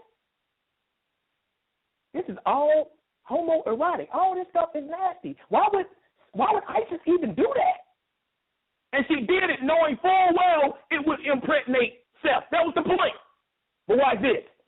And y'all know that ain't real anyway. How in the world a man gonna get pregnant by eating another man or ingesting another man's semen? How that gonna even happen? That's not even realistic. But look what it says right here. The next time the two rivals appeared before the council of God, Seth began to boast once more of his might and skill. He seemed to be making a powerful impression until Horus asked the god to call out to his seed and that of his uncle. In response, Thoth, Thoth, laid hands on Horus and summoned the seed of Seth, but it answered only from the river. However, when in turn he touched Seth and called for the seed of Horus, it answered from within the god. Thoth then summoned the seed to Seth's forehead, where it appeared to Seth's great rage as a golden sun. This proved the dominance of Horus over his uncle. So let me get something straight. Let me just sum this up, y'all. Got pregnant by Horus by ingesting some semen from Horus, which his own mother extracted from him and sprinkled on some lettuce. And then the child or the seed was extracted through his forehead. You really think they're going to tell y'all this? These country groups ain't going to tell y'all that. So that's it, sisters and brothers. I have shown you the creation conflict. I ain't got to even give no closing this statement. Bring on the call, Sam. All right, let's go straight to the phone lines. Once again, I appreciate all those people that's been sharing the show on their personal pages, and we had a lot of people tonight that's been sharing it. Shout outs to Hagen Montmoni. We have who else? We have Guy Maxfield, Abdul Rahman Bey. A lot of people that's been sharing it on their personal page. Matthew Blackley, Moray Yeshaya, and a whole lot more. I can't go through all the names, but I appreciate everybody that's been sharing it on their personal page, checking out Debate Talk Radio. But let's go to the phone lines. Let's go to 315-863. You are live on air. Shalom, shalom. This is Brother Ariel, formerly known as Sound Mind. And I just wanted to say, good class tonight. But I was wondering if you could give me them references over, because after I got the Book of the Dead, but my Book of the Dead is the Egyptian Book of the Dead, the Papyrus of Ani, Egyptian Text Transliteration and Translation by E.A. Wallace Budge. I was wondering if that was the one you had, or you don't have the Papyrus of Ani, you just have the Book of the Dead. Mine just say the Book of the Dead. You might have a later version or an updated version, but mine just say the book. Let me turn into it. Mine just say the Book of the Dead. Let me see. I'm trying to turn it. Got a lot of. Yeah, it just say the Book of the Dead, the hieroglyphic transcript and translation into English of the ancient Egyptian papyrus of Ani by E.A. Wallace Budge. So we have a different one, but yours may have the same material. Yeah, it's on a different page, though, for sure, because I went to my page 116, and I went to my Roman numeral 116, and it wasn't correlating at all, so I probably had to find it on a different page. But what was the source before the Book of the Dead? The mythology one? Yeah, the mythology, the illustrated anthology of world myth and storytelling. Okay, mythology of world myths and storytelling. Yes, and sir. what was the one after the Book of the Dead? There was also the pyramid text. Pyramid text? Who was the author of that one? I quoted the pyramid text from the mythology book, but you can get a pyramid text. I'll give you the information on that later because I have to dig through it, but I have it. I can give you that later. Just hit me up. All right, no doubt. Well, other than that, great job bringing that information. And, shout out to Brother Antoine for reading. And, Shabbat Shalom to both y'all. Have a good night. Praise God. Shabbat Shalom. Peace, bro. All right. I appreciate that. Let's go to the next caller. Let's go to 240-731. You're live in there. Shabbat Shalom, Brother Sal. Shabbat Shalom, ABT family. That's Brother KT. Hey, Shabbat Shalom, KT. Hey, Josh, man, let me tell you, man, I found this whole class to be funny at the beginning, but, man, it gave me a headache at the end, man. This is just ridiculous. I mean, really, man. I mean, like, wow. But all the information you brought out, man, during the class, I'm sitting up here on my phone, I was following. You can find most of it on Wikipedia. Exactly. So the information is out there, man, so there's no excuse for nobody to actually, research this stuff, look at it, see what's going on, and be like, man, you want me to follow this? Really? But, anyway, Brother Josh, keep on doing what you're doing, man, and like you said once before, man, you took this horse, man, and you beat it to death, cut it up, turn it into glue, and you burned the glue. So I don't expect anybody to even call in either. None of those guys are going to call in, so don't even look for them, brother. But talk to you guys tomorrow. Shabbat Shalom to everybody out there. Brother KC, I'm out. Appreciate it, Brother KC. Praise God. I appreciate that call. And once again, there's some more shout-outs for people that's sharing the page. Shout-out to Katrina Loken. We have Floyd Dorset. Who else we have here? We have Seek Truth. What's going on, Seek Truth? And, again, we got a whole lot of people that's sharing it on their personal page. Appreciate that. Let's go to the next person. Let's go to 910-303. You're live in air. 910-303. Yes, sir. You're Yes, live sir. on air. Yes, sir. I'm here. I'm here. Wadu Emmanuel Selassie Ali Islam Shalom Aliyah La Salama Tepa Tepa Tep Power Block. Yo, this is Saint Michael of Shaba. I'm here to represent, you know what I mean, the honor of our ancestors, the great Aishan of Komahadi, who y'all call Kemet. I was listening. I came in a little late on the show. I ain't gonna lie, I didn't hear the full thing, but I caught maybe like the last 10, 15 minutes. I heard some of the story that you was claiming was the creation story. I didn't hear any bit of the creation story. That's the only problem with the whole situation. I heard a lot of information. I didn't hear anything from our creation story. Well, I've been showing the creation stories all night. So I'm sorry, bro. I don't think I can tell you to do it. Catch it in the archive. Everybody. But I heard several creation stories. Yeah, I heard, but I heard several of them, but I didn't hear any of the creation story. And that's the problem. See, we forgetting. Hold on, whoa. You didn't hear any. What? Hold on, wait. Define creation story. What do you mean when you say that? What is a creation story? Okay. The creation story is the story of how the world was created. That's what a creation story is, right? No. The creation story. Okay. No, it's not. It's not. Let me correct you. Dancing with wolves. Let's be precise here for a second. The creation story is the story of how the universe was created. We read about that. Oh. No, I highly doubt you did. I highly doubt. You just said you came in the last 10 to 15 minutes, and you gonna tell us. Wait a minute. You just said, hold on, brother. Wait a minute. Wait a minute. Hold on. What is the time? Hold on. Wait a minute. Brother. Wait a minute. You just said you came in the last 10 to 15 minutes, and you gonna tell me what I didn't say? How can you tell me what I didn't say when you weren't even listening? I'm sorry. I'm looking at my cell phone. 30 minutes and 22 seconds. I've been on for the last half an hour. 7, bro. Yeah, last. So you don't remember the creation story of how the eggs were created from primeval water? I know the creation story. I don't have to hear what you read. I know what the creation story is. So how was the world created then? According to ancient Egyptian literature, how was the world created? According to ancient Egyptian literature? According to the Book of the Dead, according to the pyramid text. Is that the only reference? I'm giving you references. I said according to the Book of the Dead, according to the pyramid text, according to the Coffin text, according to the hymn of Isis, according to the hymn of Osiris, according to the hymn of Nam, how was the world created? Let me keep it real simple for you. According to those things that you mentioned, according to those things, I'm gonna keep it real simple. I'm gonna keep it real simple for all the brothers on the line and the sisters on the line that may be listening. All things were created, not just the world. All things, and this is what what you the universe too. Everything. Everything. You right? Can I? Allow him to answer. Let him answer. Go ahead. Yeah. All things are created in 7 stages, according to our original ancestors, which they coded that information onto the walls of what you guys call Kemet, but we know that's not the name of place. But anyway, all things are created in 7 stages. That is in 1.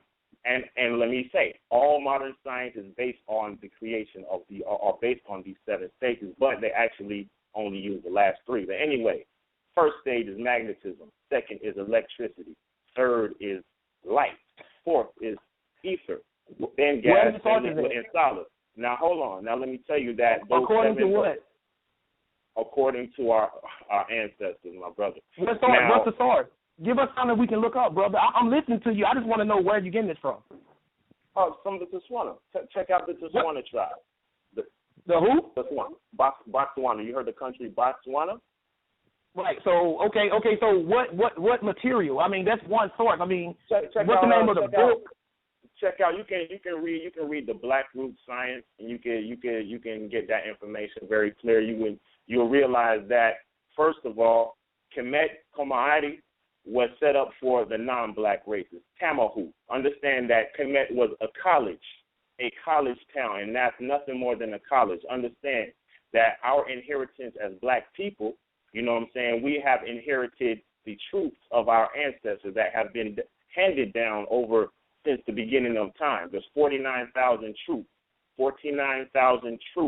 of our original ancestors that created this universe. Those truths were handed down. In these present bodies, in this lifetime that we're in, we can only learn 360 of these truths. And in order to civilize the Hyksos, you know what I'm saying, the Huehu, the Tamahu, who we had to banish to, of course, the mountains and these other regions, you know what I'm saying, we had to civilize them. So we taught them 33 of these truths at Kemet, what you guys call Kemet, and we taught them 36 truths at the highest level, 33 on the lowest, 36 on the highest. All of those guys that you guys are naming, Heru and Sed and Atum and all these, none of those guys ever existed. All the highest, and understand that the word God, when you're talking about Kemet, you're not talking about what you guys you guys understand as God in 2015. When you're talking about God in Kemet, you're talking about a senior in college, basically, just so that you guys can understand and comprehend what I'm saying. You're talking about not even a netter, because netter means truth. So you're talking to somebody right now who understands the language of the pharaohs. Understand that the freshmen or the uninitiated people, the beginners in Kemet, the lower level people, they spoke a different language than the gods or the seniors, the people who have been educated, you know what I'm saying, in Kemet. They spoke a different language. So, well, hold on. You're getting off track. So I'm not going to address. Wait. Hold on. Yeah, let Josh respond. We got some other callers standing. Yeah. But are you going to address any of them? So you're trying to say the Book of the Dead, which are records of the ancient Egyptians' beliefs, the pyramid text, the coffin text, the hymns to Osiris, the hymns to Isis, the hymns to Mum, the hymns to Atum.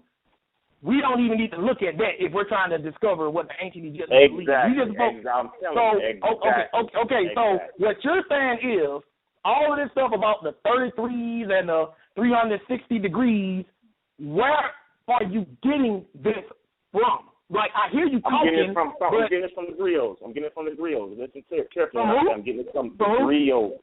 What's the name of it? Can I tell you? No, because I want you to. No, I want a source.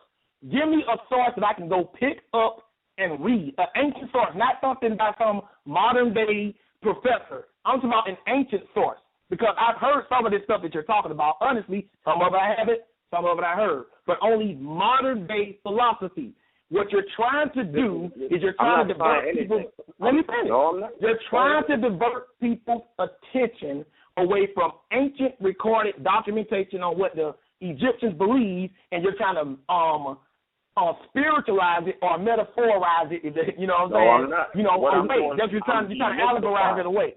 I'm demystifying, because you got to understand that the information that the Bible plagiarized and all these other ancient texts plagiarized from the walls in Kemet, the information on the walls in Kemet was not even real. You understand? What did the Bible plagiarize from Kemet? What did the Bible plagiarize? The virgin birth. Come on now. Come on. We No. Who was born of a Who was born of a virgin in Kemet? Who? Don't say Horus, because the Egyptian text, the pyramid text, I can read it to you, plainly says that Isis took Osiris' seed into her, and that's how Horus was born. That's not a virgin birth, bro. You don't know your research. Listen, Horus was never born. Stop it. Let's stop the madness for a second. Horus never existed. How did a virgin birth then, if he was never born? Because it's a story. We're talking about stories here. I know it was a story, but the story don't say that. And you even said it though. You said you determined that the stories are not real. None of the information. The stories are mythology, but the stories still state what happened. So you just said the Bible. Wait a minute. You said the Bible plagiarized the virgin birth. So whether the virgin birth actually happened in Egypt or not. Let's get to the root. Let's move our people forward and get to the root of the matter. You see what I'm saying? Let's move on to the next caller, because this guy ain't addressing nothing. All right, man. I guess we got to move on. Let's go to 314-680. You live in there. Like I said, Sal, they don't want to address any of the information. He don't want to address any of this information. He don't want to deal. He just said don't even go by the ancient Egyptian text. So now, all of a sudden, this guy in modern times, he going to try to tell us that we shouldn't even believe what the ancient Egyptians themselves wrote about their beliefs. We should believe him. Okay. Yeah. 314, you live in there. Peace. Peace, everybody. Peace out. Peace, Brother Josh and Brother Antoine. I'm sitting here listening to you brothers, man. You brothers doing a good job. And I just want to say, I've been studying Kemet for a little minute now. And, the whole premise of the whole thing with dealing with Kemet stems from Babylon, Mesopotamia.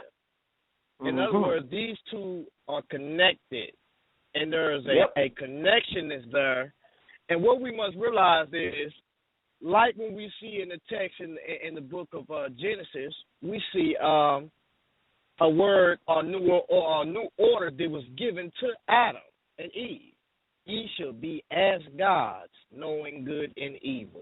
And it's not ironic because he gave them some truth, but then it was mixed with foolishness.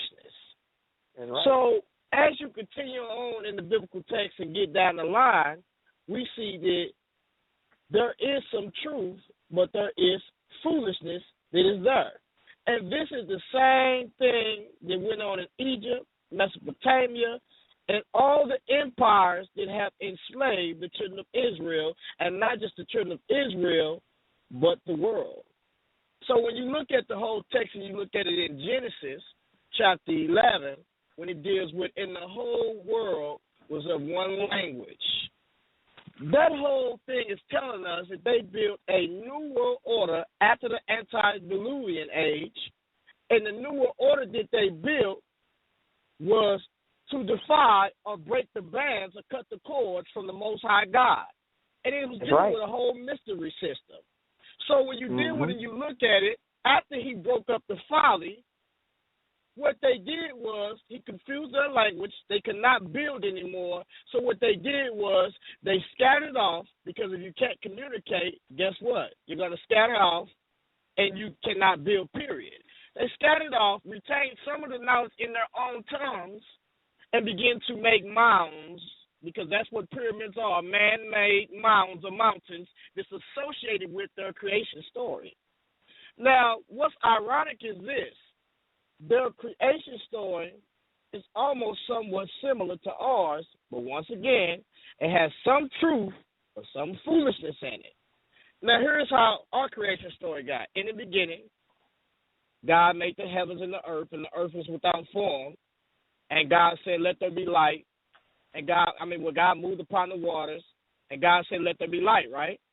Now, when you deal with one of their creation stories, what's ironic is this. Remember, once again, you always got some truth, but then here comes the folly.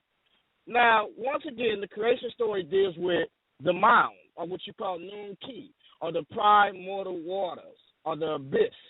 We find in Mesopotamia, it's called the Abzu, the abyss. And when you look at it, Nun Key means the waters of Nun. In Mesopotamia means the mighty place, basically.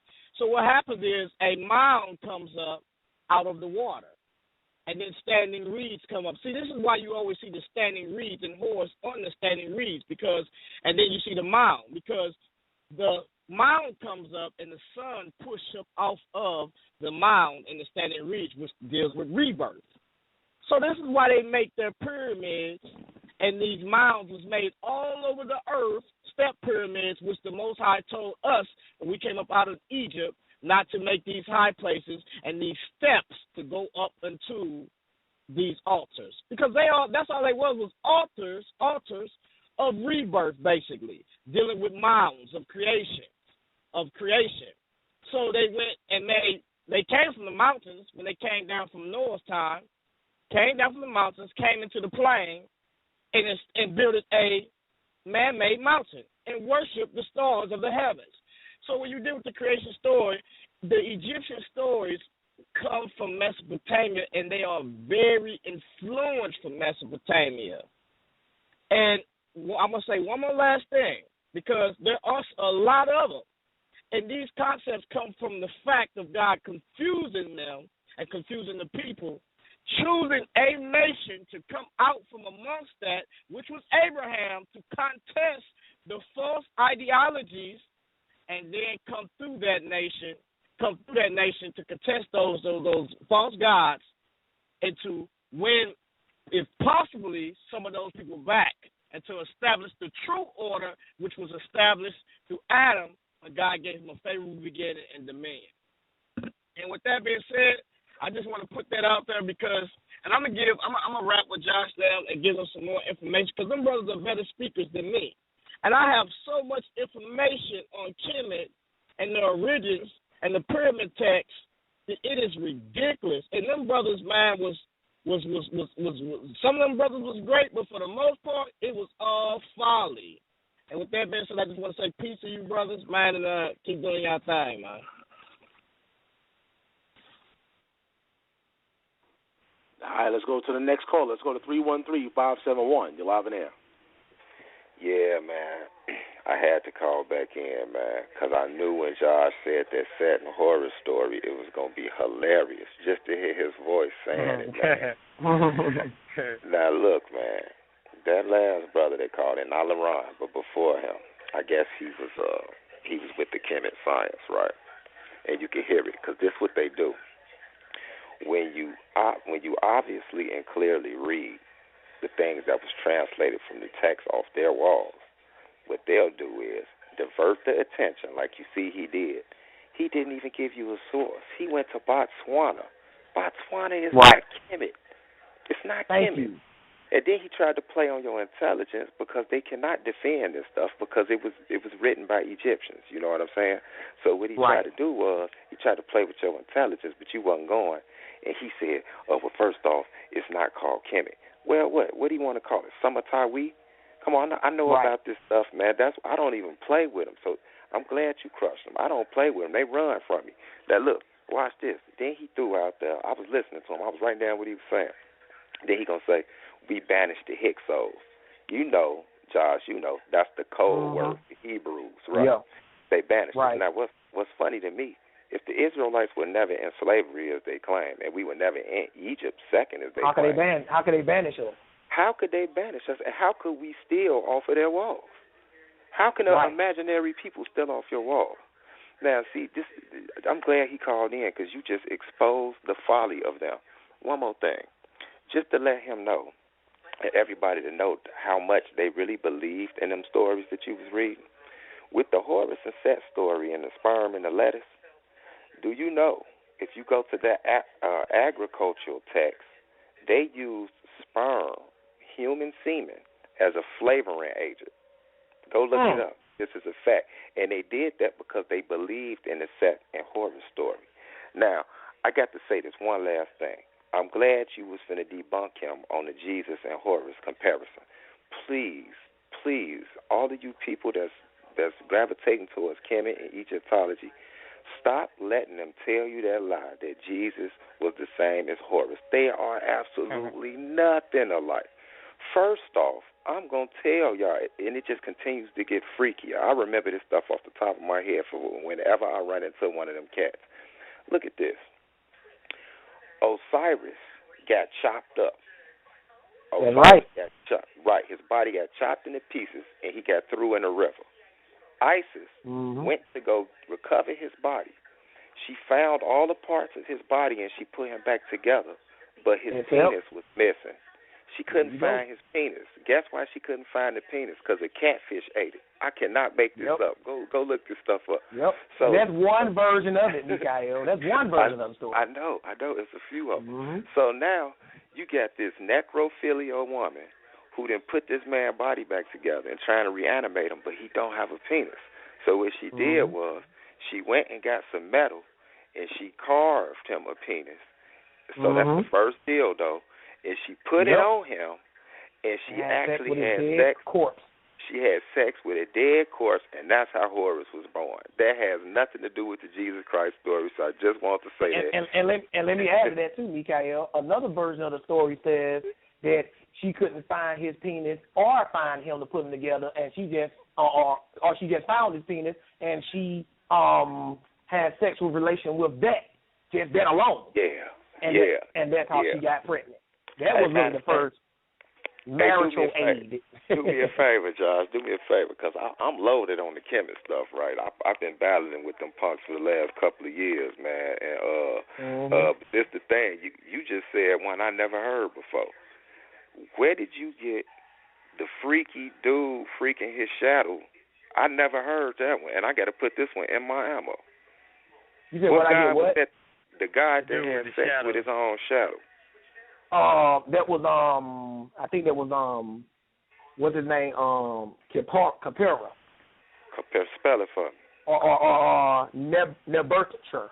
Nebuchadnezzar, yeah, I think that's who it was. Nebuchadnezzar. They're the same people. They're used interchangeably sometimes. You know how you spell it? Yeah. Nebertcher.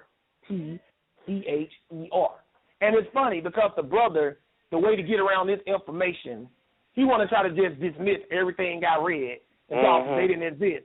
I know they didn't exist. That's why I call it mythology. But the Egyptians believed that they did. Exactly. They believed this was true. Hey, and I got one more for you. Man. If y'all really want to see how sick this society was, this is why the Most High said in the scriptures. One, he said, I put a difference between the Israel and the Egyptian.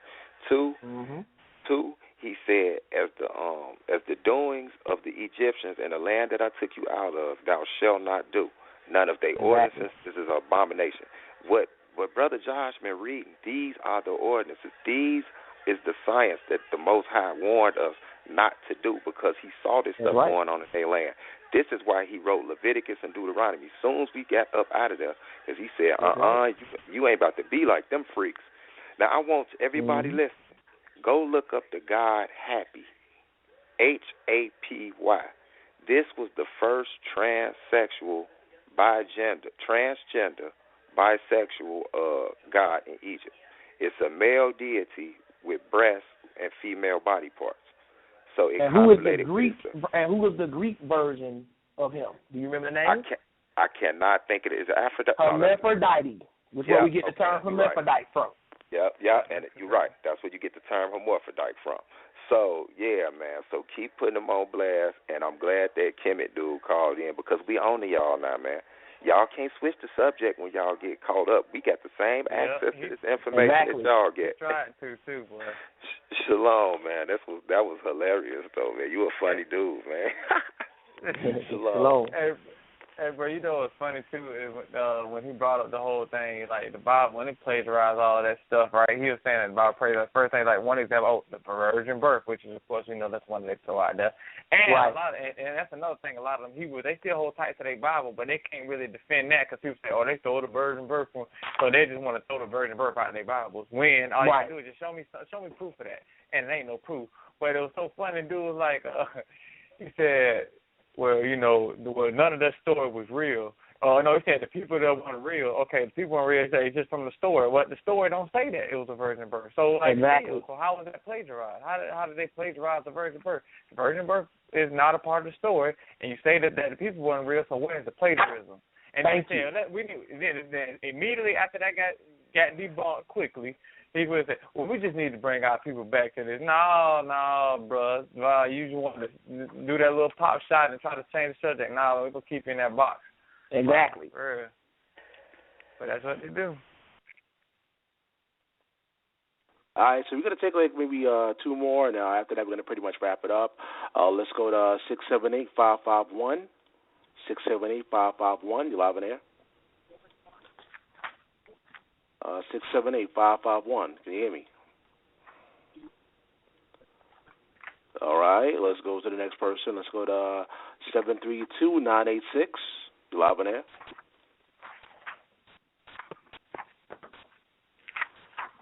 You having problems getting in? Yeah, you're loud and there. You're loud and clear. 732-986. Can you hear me?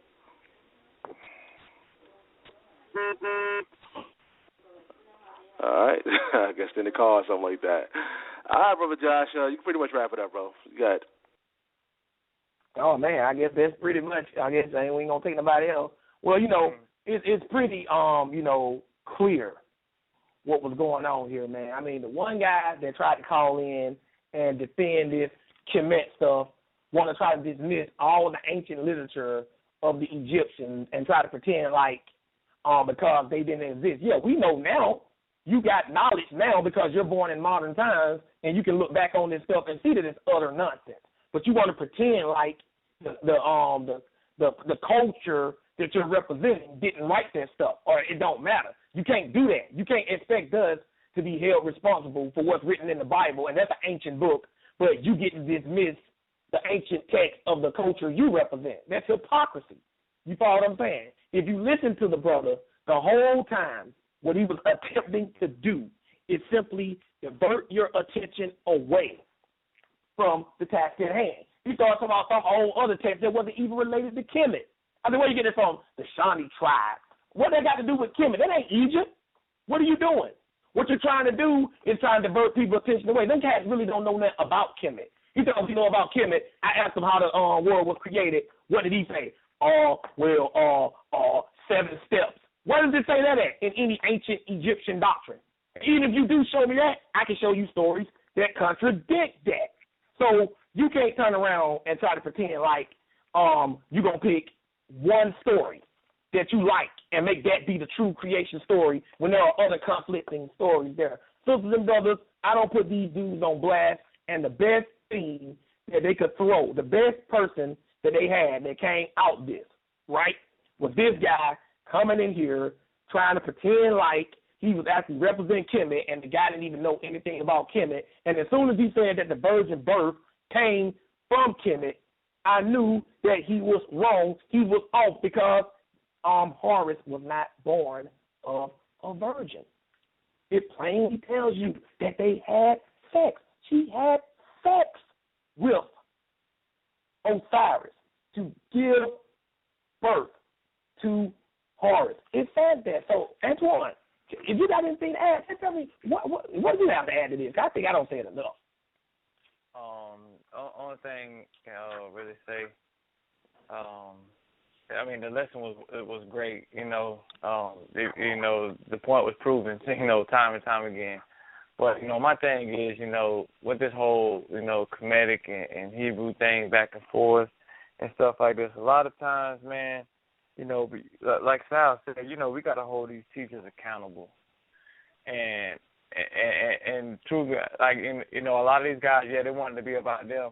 But a lot of times, in my opinion, it's just a lot of this stuff is about money. Cats trying to, they want to be in an everlasting conflict with one another.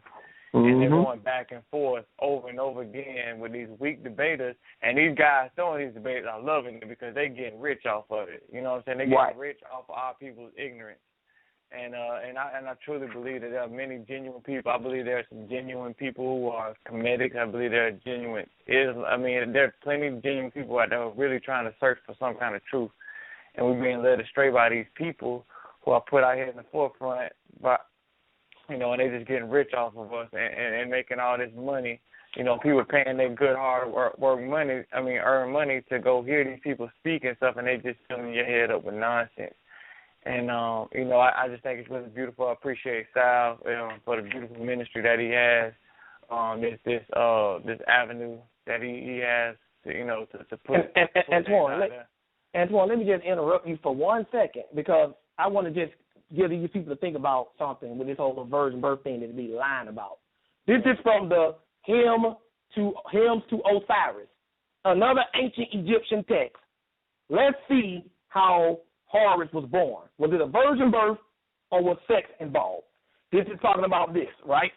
It says right here how Isis was looking for him, just like what Mikael was saying. She sought him without weariness.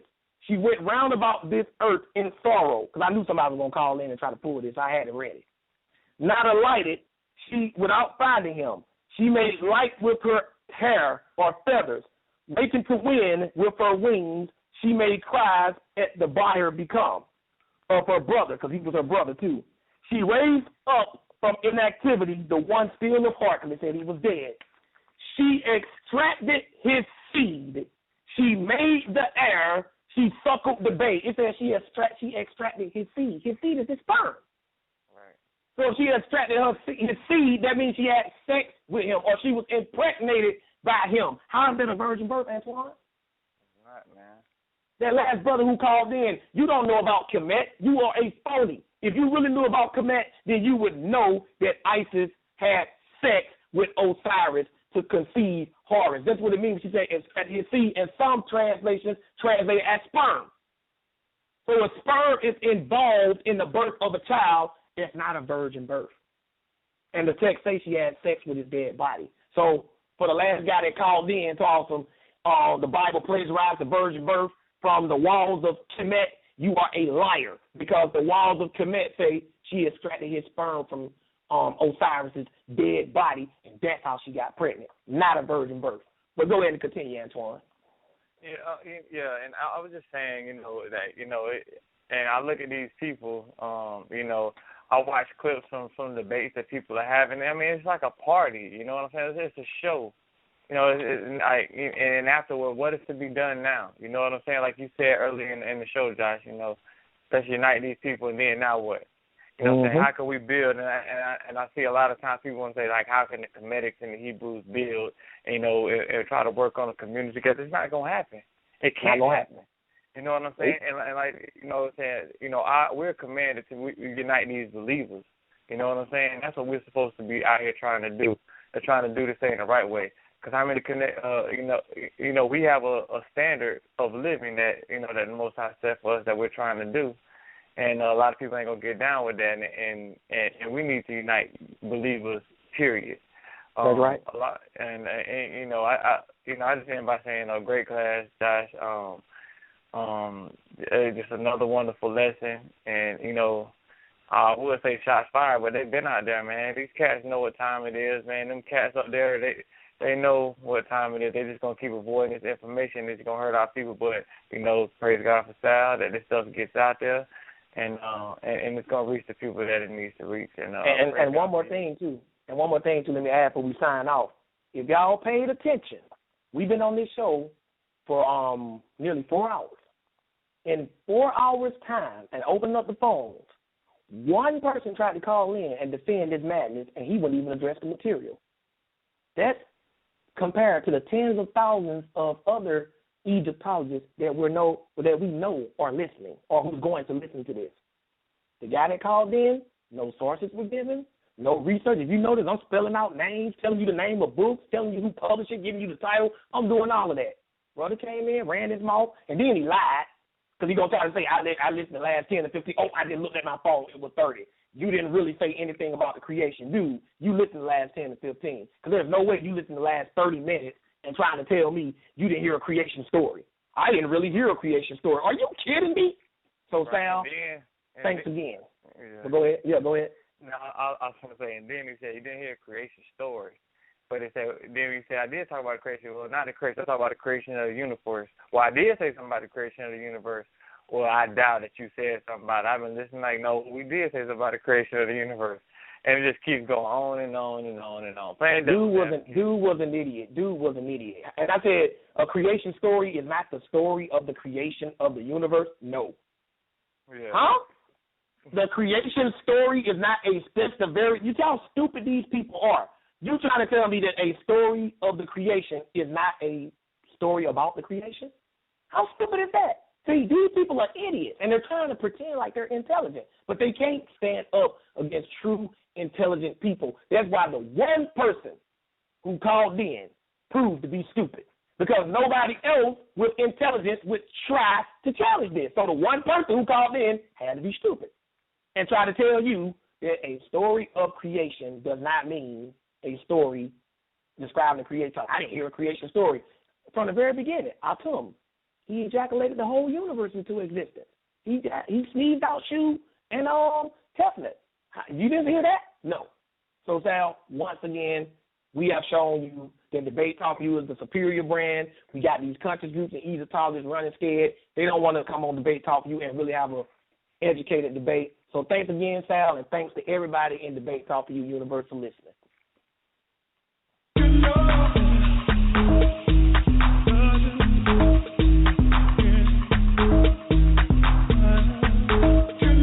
You don't want to miss the best debate show via internet? Debate Talking Radio. Check out the schedule for Monday to Friday at 7 p.m. Eastern Time or at 8 p.m. Eastern Time. To check out the archives, go to www.blogtalkradio.com/debate talk 4 and the letter U. You can listen via phone or via Skype by dialing that number 646-716-7320. Again, that's 646-716-7320. You can also go to iTunes to the podcast section. Just type in the search box Debate Talk 4 and letter U, and you'll see the show pop up absolutely free. You check out season 1 all the way up to the present season and enjoy the entire show. So keep it locked on Debate Talking Radio. Check us out.